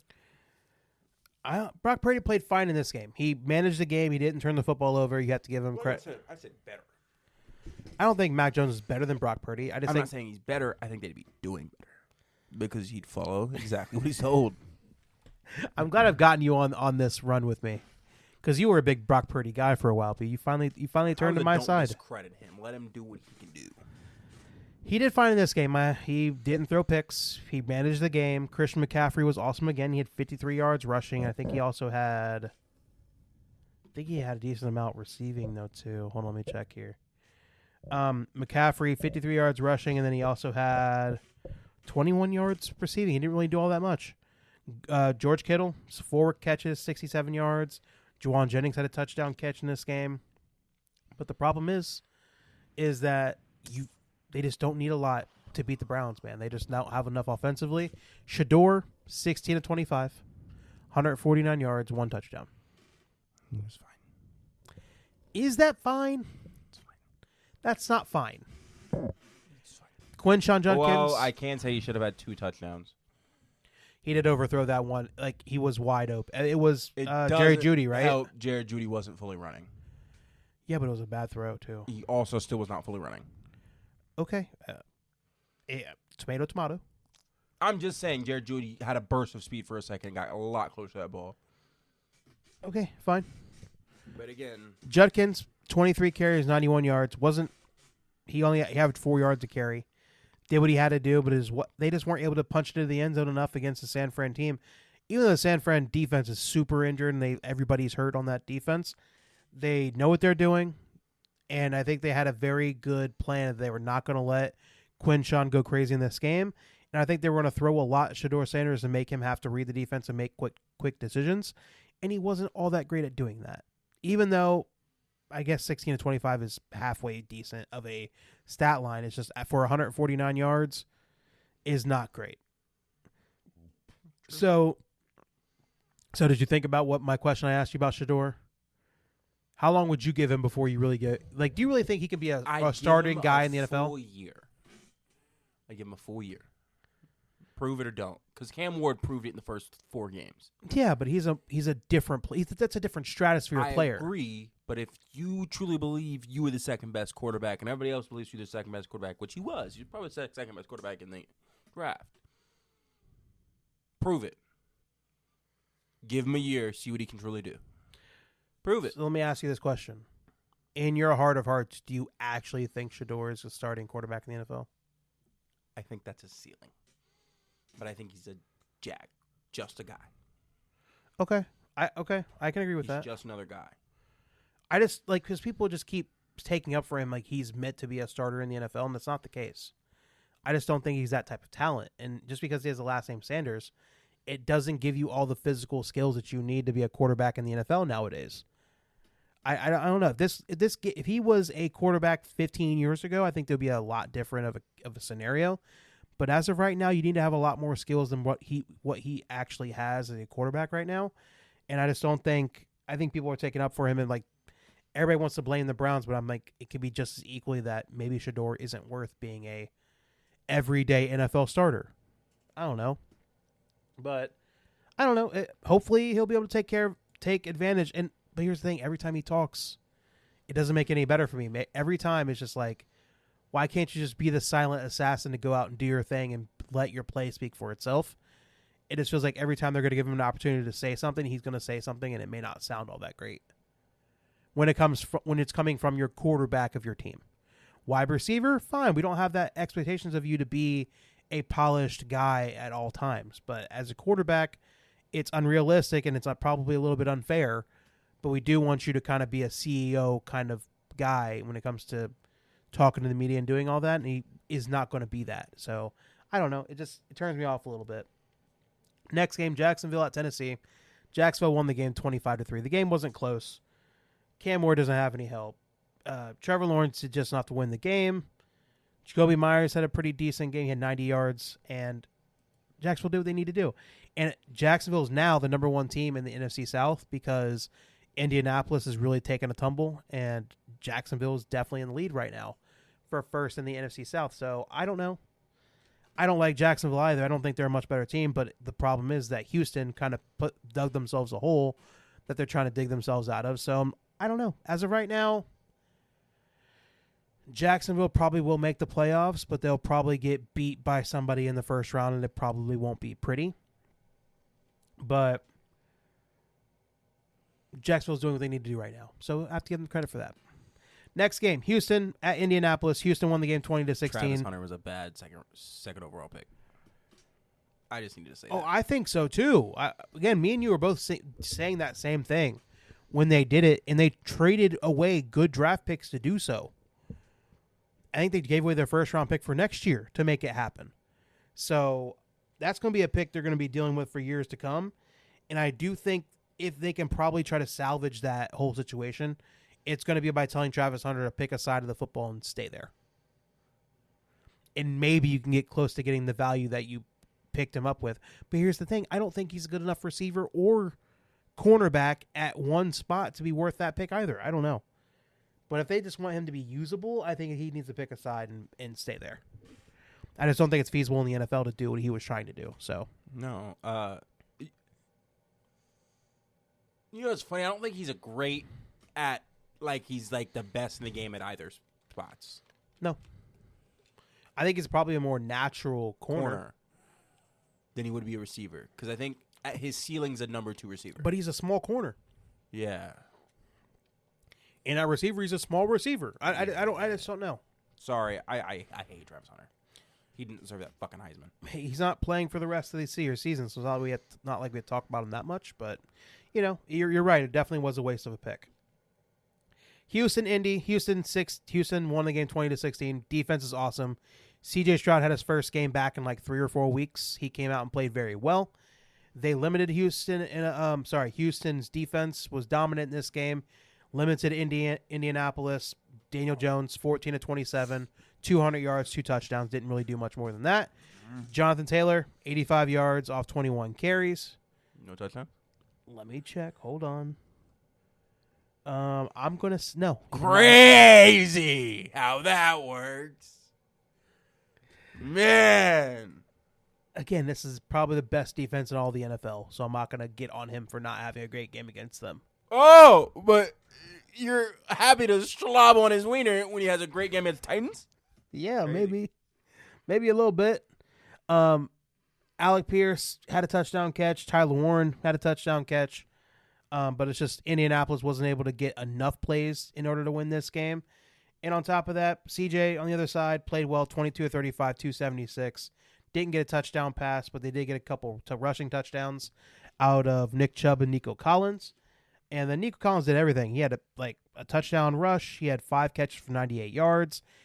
Jaden Higgins, the second-round receiver that they picked up, is starting to play well and get involved in that offense with CJ there. Dalton Schultz got involved. If Houston can figure it out offensively to where their defense doesn't have to hold every team they face to under 20 points, I think they'll be a very dangerous team. They're 7-5 right now, and they started the season 1-5, I think. So if they can keep this momentum going, I think they can be a very dangerous team in the playoffs because of how dominant that defense is. But their offense needs to keep putting it together to where their team can score in the 20s consistently, because that defense playing against some of the better offenses in the AFC, it's not going to be a guarantee that it's going to hold everybody to under 20 points. So I believe in CJ. I think they'll figure it out.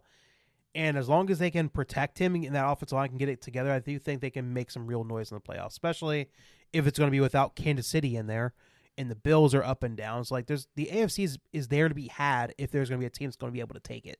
So I don't know. I believe in Houston. I believe in CJ. So, call me biased on that. New Orleans at Miami. Miami won the game 21-17. This game was like a slog fest altogether. Wasn't a very great game to watch, but Miami got the job done, won the game. Devon Achane had a couple really good plays. He had 134 yards rushing, and I think he had another decent amount receiving, right? Or am I crazy? No, Achane didn't really do anything receiving, but Darren Waller came back, had a couple catches of 47 yards. Waddle had 3 catches. So, again, this is against the Saints, so I can't really give Miami all that much credit for winning this game. But, again, this is a bad Miami team that loses to a lot of teams. So, I could have totally seen them losing to New Orleans and not really batted an eye at that. Atlanta at New York Jets. The Jets won the game 27-24. And I don't know, the New York Jets kind of just came out, played a very good game. Tyrod Taylor, 172 yards, 19 of 33 and a touchdown. Brees Hall, 68 yards, had a touchdown catch. A.D. Mitchell had a awesome game, finally, in his NFL career. He had 8 catches, 102 yards, and a touchdown. Definitely a lot more than what he was doing with the Colts, so you have to give him a little credit for playing a little. But again, he's like the best receiver there. So obviously he's going to be getting all the catches. But the Falcons just couldn't get the job done. Bijan played great, 142 yards rushing, had a touchdown. They really are. Kirk Cousins didn't play bad, but it's just the Falcons' defense could not get enough stops to win this game against a bad New York Jets team. But so that's like a problem that they're going to have to deal with. But again, these are two middling teams in the NFL, and I think it was actually a pretty fun game to watch. But it's just not much you can take from it. Are middling. They get a playoff spot. No, they can't. What division are they playing again? They have 3 wins. What division are they playing again? The NFC South. How many wins does Tampa Bay have? Tampa Bay has 7. That's not far off. That's a lot. That's a pretty big gap. Ain't that far off. Arizona at Tampa Bay. Tampa Bay won the game 20-17. Baker, 18-28, 194. Bucky Irving's back, had 61 yards rushing. Chris Godwin, 78 yards receiving off 3 catches. Emeka didn't have to do all of the work in this game. He only had 4 catches, 42 yards. And the defense kind of came to play, and they did make some big plays. You know who also had a touchdown catch in this game? Tristan Wirfs, their tight end. Sorry, they're offensive tackle. My bad. He kind of came out he was like the extra offensive lineman in that formation. And then he just kind of went out, turned around, big old boy. All Baker had to do was throw it in his arms, and he caught it. Very good. It was fun to see Tristan Wirfs get that touchdown catch. But Tampa Bay is a very good team, man. When they're healthy, they're a very hard team to stop, especially offensively. And they came out and played some very good ball, even with their defense not really playing all that great. But it's just Arizona can't be counted on to be consistent that way. Jacoby Brissett, 29-40, 300 yards, 2 touchdowns, and a pick. They didn't really run the football all that great. Trey McBride. Hall of Famer. Huh? Mike Evans is a Hall of Famer, right? Yeah, no question. First ballot. Wide receivers is weird because they always make wide receivers wait. He's the only receiver to have as many 1,000-yard receivers. 1,000-yard receiving seasons in a row than Jerry. I think he had more than Jerry Rice, right? He broke No. Jerry Rice had 16 in a row. Yes. Ooh. When he got it, it was Jerry Rice. You have company. Oh, okay, he's close. Okay, I got it. No, he's nowhere fucking near. He did 11 in a row. Yes, and this is probably his last year. And 6 more, buddy, and you make it to me.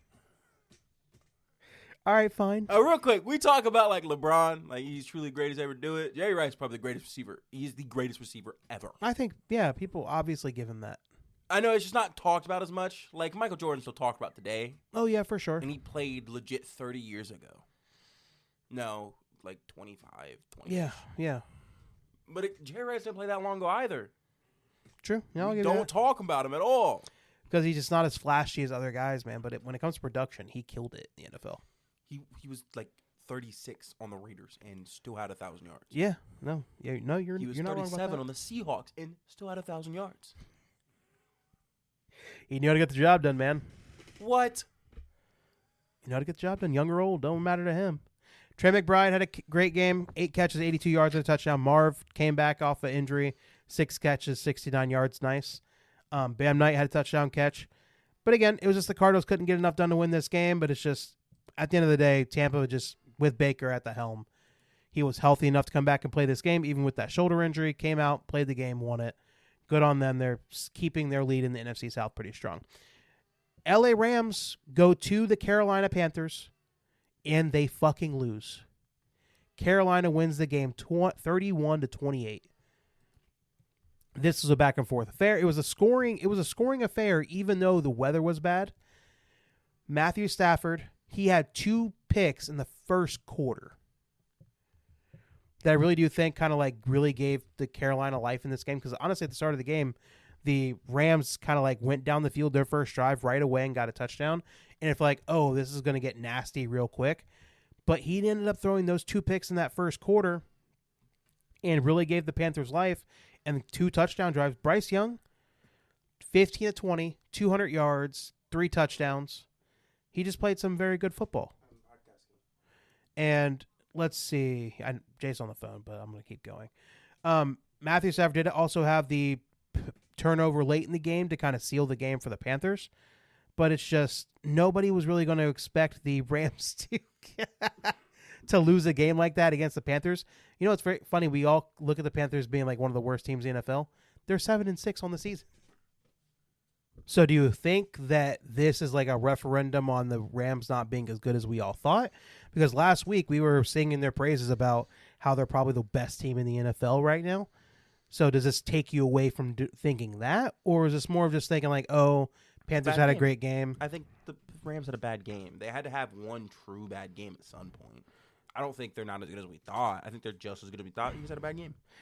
Like Matthew Stafford was going through he was like the longest streak. I think he was going through it was some type of streak where it was like the most passing touchdowns without a pick. And it was going back to week 6 of last year or something like that. So the fact that he had gone as far as he was without turning the football over was awesome. But it kind of reared its ugly head in the worst way in that first quarter, because that was really the difference in the game. Like him throwing those picks really gave Carolina that chance to score those 14 points. But even after that, it was like the Rams defense just wasn't as dominant as it's been in weeks past.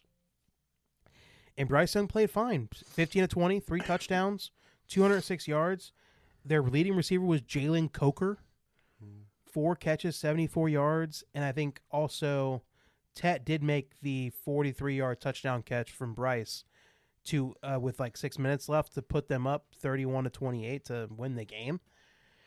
But it's just the Rams just had a bad game. And again, this is just like you. It doesn't make me think worse of the Rams at all. No, it's just a bad game. Just a bad game.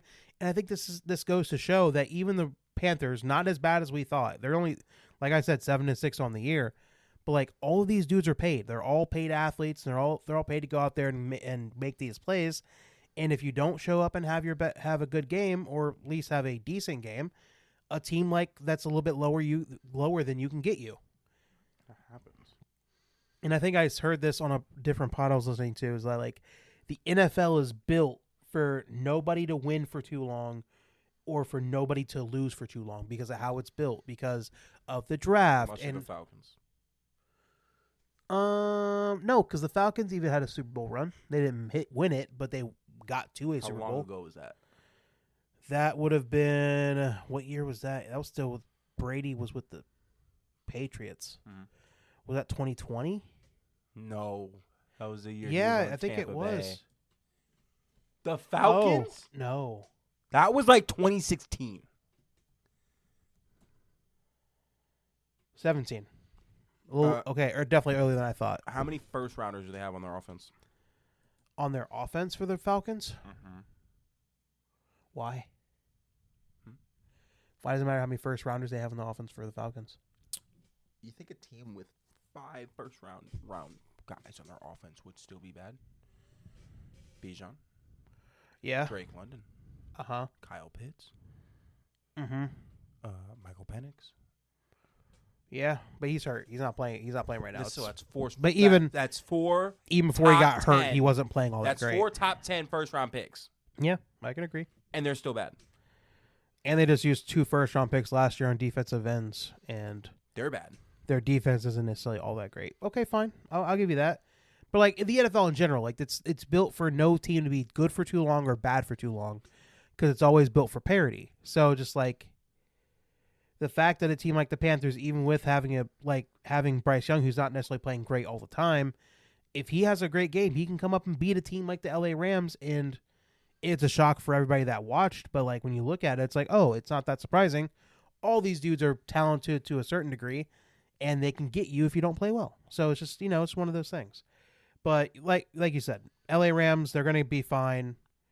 I don't think they really needed this loss to wake them up or anything, but I do think they just had a bad day at the office, and they'll learn from it, and they'll be fine. Back. I think they'll be perfectly fine. I think it's them and the Seahawks in the West anyway. Even though the Bears are technically at the top in the NFC, I do think the Rams are a much better team in general. I think the Seahawks are too. Next game, Minnesota at Seattle. Seattle won the game 26-0, and this is without JSN doing anything in this game. He really didn't do anything at all, and Seattle still won this game in a landslide. Minnesota didn't even have J.J. McCarthy playing in this game because they sat him because they apparently said he had a injury of some sort, which I really don't believe at all. I really do think they're just sitting him, but trying to make it out to be that they're not doing that in the media. So the quarterback that they had playing in this game was, let's see, I want to make sure I get the guy's name right because I don't remember it off the top of my head. Max Brosmer, a rookie quarterback from Minnesota. That's what they had starting for them this game. He was awful, 19 of 30, 126 yards, and 4 picks.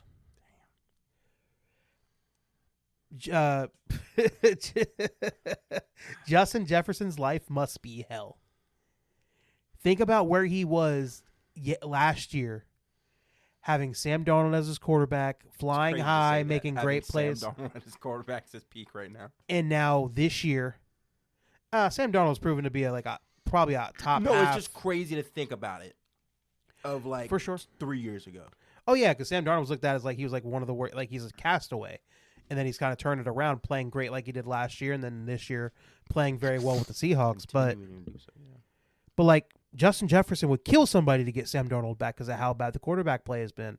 So not only are they bad, they're 4-8, but they're not even getting Justin Jefferson the ball like he wants to. So I'm bad and I can't get my stats. It's all one fell swoop. It's terrible, and it must be hell to beat him right now.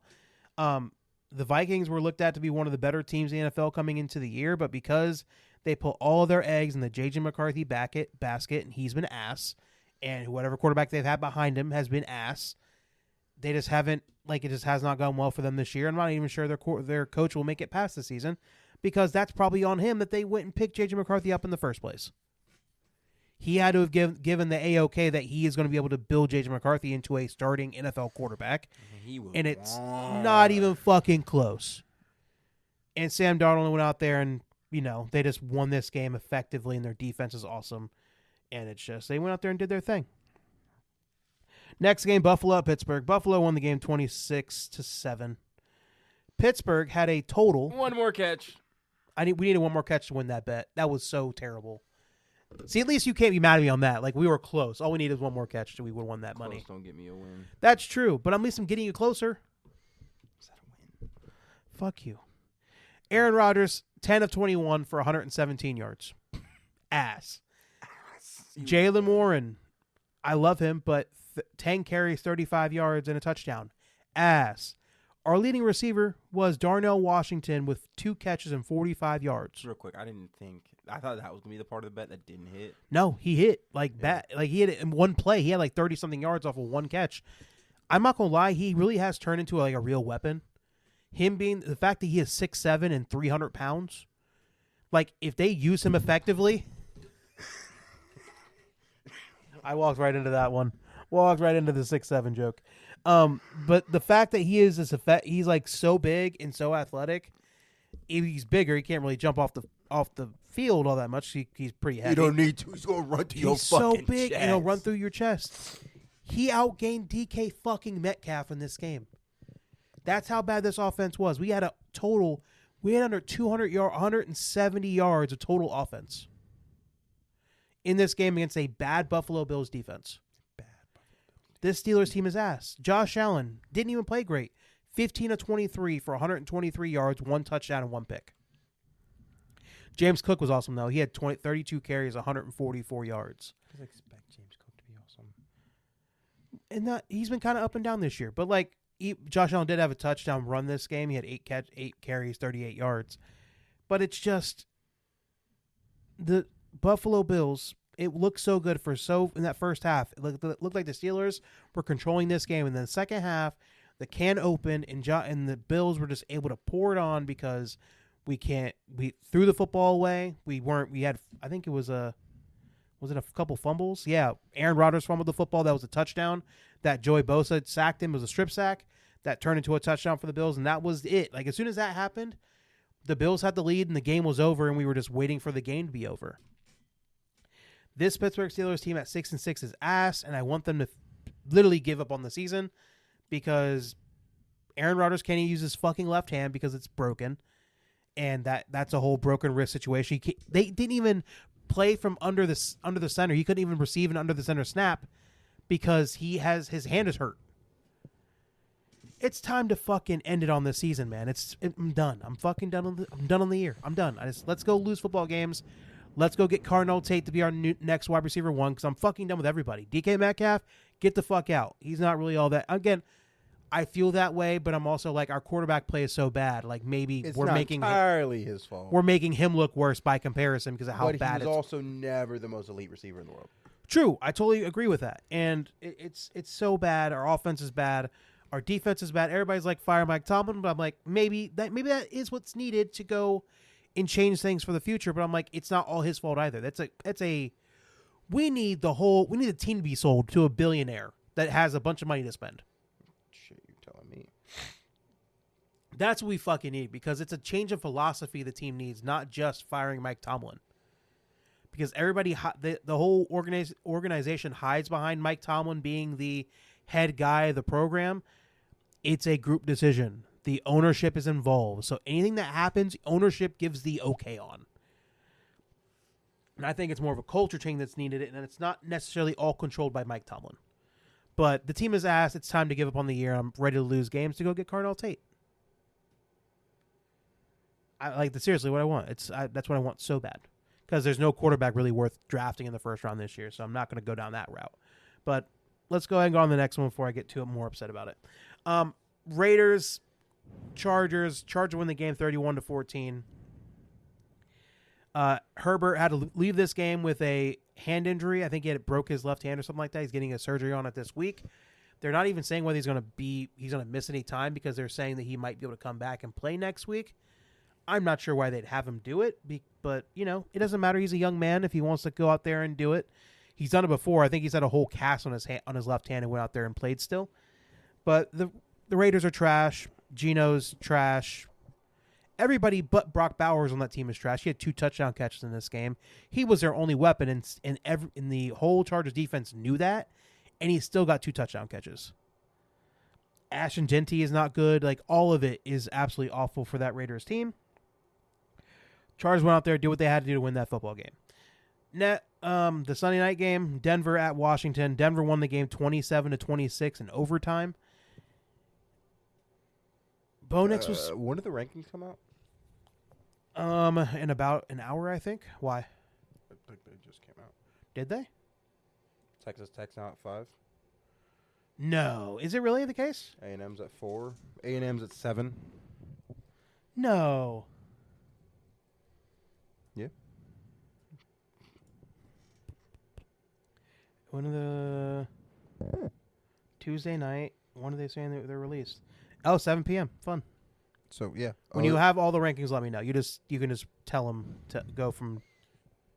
You got OSU at 1, Indiana at 2, Georgia at 3, Oregon at 4, Texas Tech at 5, Ole Miss at. My bad.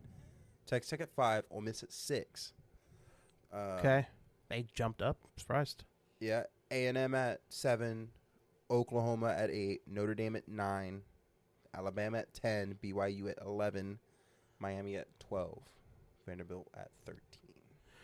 Vanderbilt Randy's right out of it. And they're technically 2 spots out of it because, like I said, that one spot's going to take in by the group of 5. So Miami is also out of it. No, yeah. As of right now, yeah. Ooh, funny. And then Oregon's at 4? The best group of 5 team. Uh-huh. I'm guessing it's still Tulane, right? It is JMU. JMU. Where's JMU at? 19. Where's Tulane at? 21. Fun. Okay. All right. That's good. Glad we got that out there for sure. I am surprised. You said where? Oregon? Yeah, you said Oregon's at 4? 4. Man, I'm surprised. Yeah, Oregon's at 4. And where'd you say Georgia was at? 3? 3. So if Georgia wins against Bama, they're going to be in. Mm-hmm. Texas Tech might jump above Oregon if they win this weekend, though. If they win their conference championship game. So Oregon may not be in the top 4 for long. Okay. All right. Miami stayed where they're at. Bama stayed where they were at. Miami's in the ACC championship. No, who is? It is Virginia and Duke. Like I said, Duke with 5 losses. Miami's not in the ACC championship? No. What the fuck? Okay, so Miami's kind of fucked. Yeah. But that still goes to show of, hey, are they going to move Notre Dame out from Miami? Yeah, if it comes down to it, which yeah. most likely, since Notre Dame is at 9.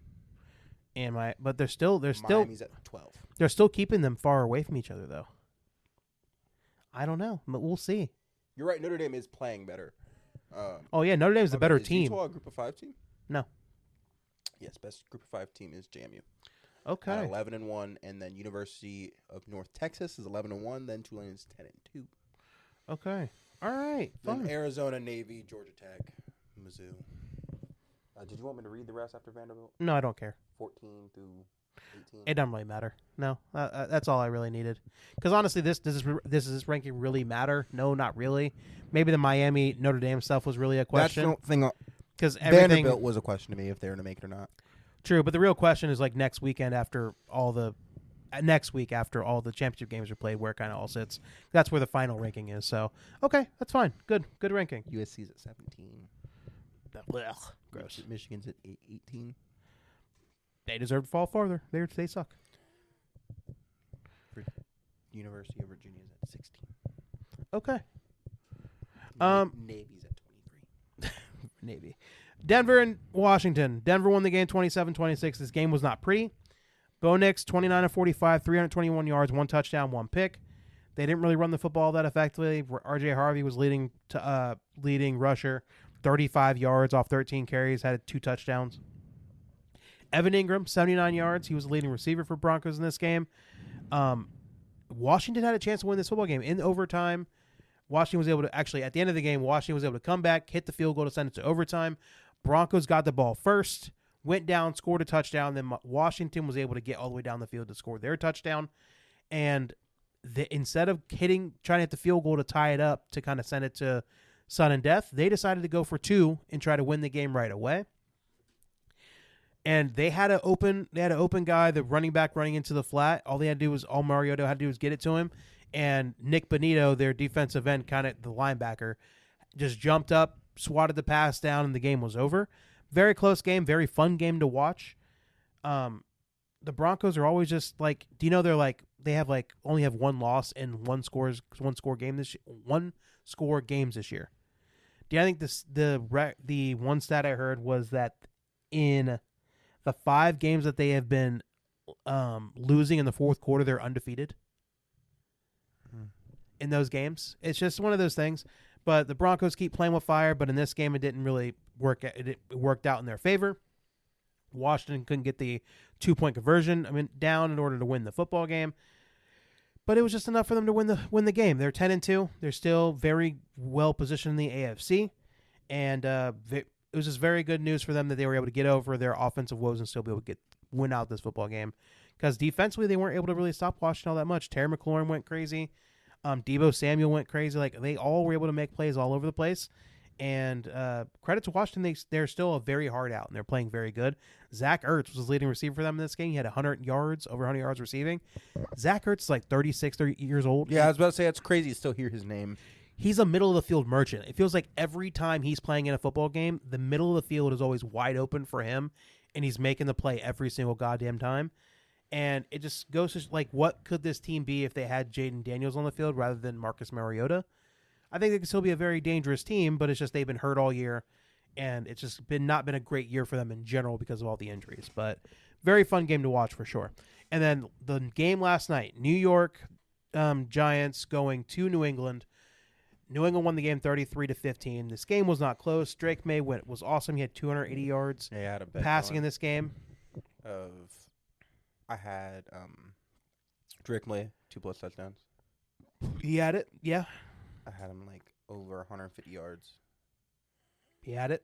I had a couple other things. I can't remember. And you won the bet or lost? I did not. The only thing I had is I didn't think it would get above 43 points. Oh, well, yeah. That one hit. That one did not go well for you. He'll have at least 2 touchdowns, but I think the Giants defense will keep them contained a little bit. They did not. Not at all. And you talked about this is one L you're going to have to take, Young Wei Koo. Did you see what he did trying to hit a field goal and he kicked the fucking dirt? I'm talking they were going for a field goal. This game was still in the balance.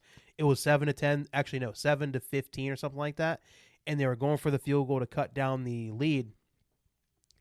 And he kicks the ground, doesn't even kick the football. Like, I'm talking toe straight into the dirt, and it stops all his momentum, and he misses the football altogether.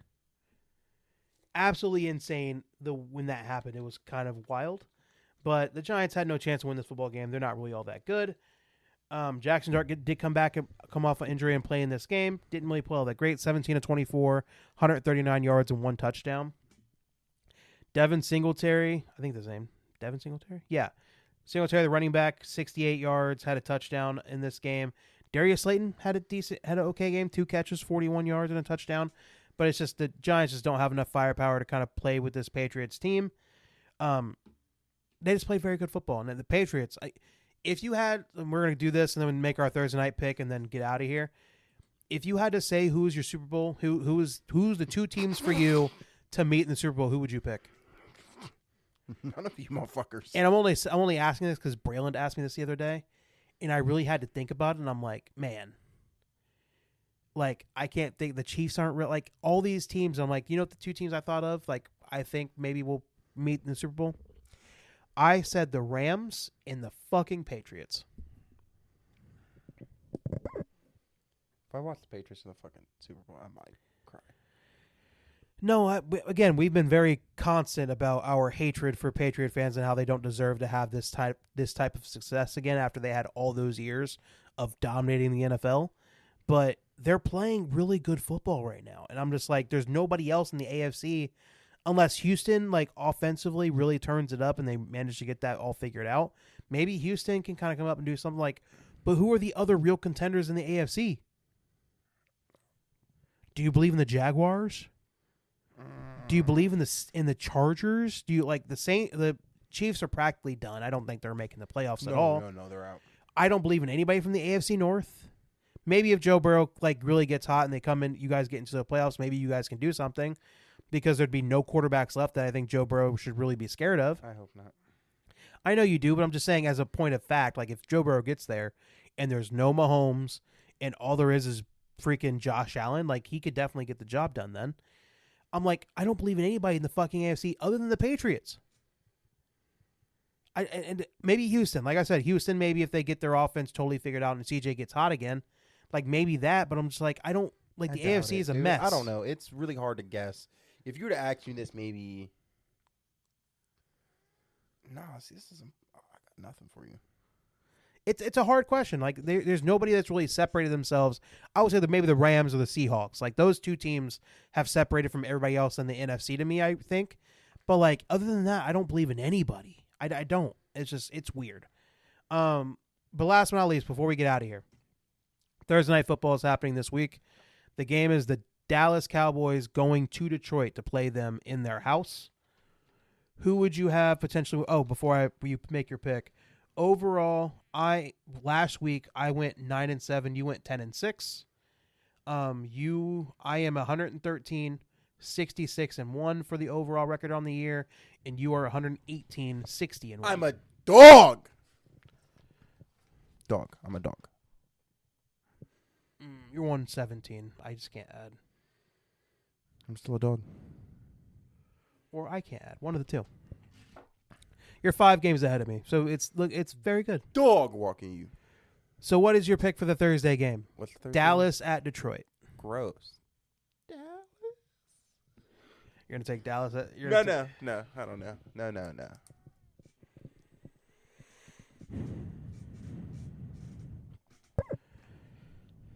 Again, it's neither of these teams have defenses as of right now. True, but Dallas' defense has been a little bit better. They've been getting after the quarterback a lot. And did you hear about Frank Ragnow? He failed his physical. He had like a grade 3 hamstring pull, or what do they call it? It was a very bad hamstring. Yeah, something like that. It was very bad. They had to fail his physical, so he can't even come back for them for the rest of the regular season. So they don't even get that as a boost for them anymore. So, and I'm not even sure if they're saying if Amon-Ra St. Brown's going to be coming back for this game at all. He's questionable as of right now. So what would you do? What are you thinking? I'm going to take Detroit because they're at home.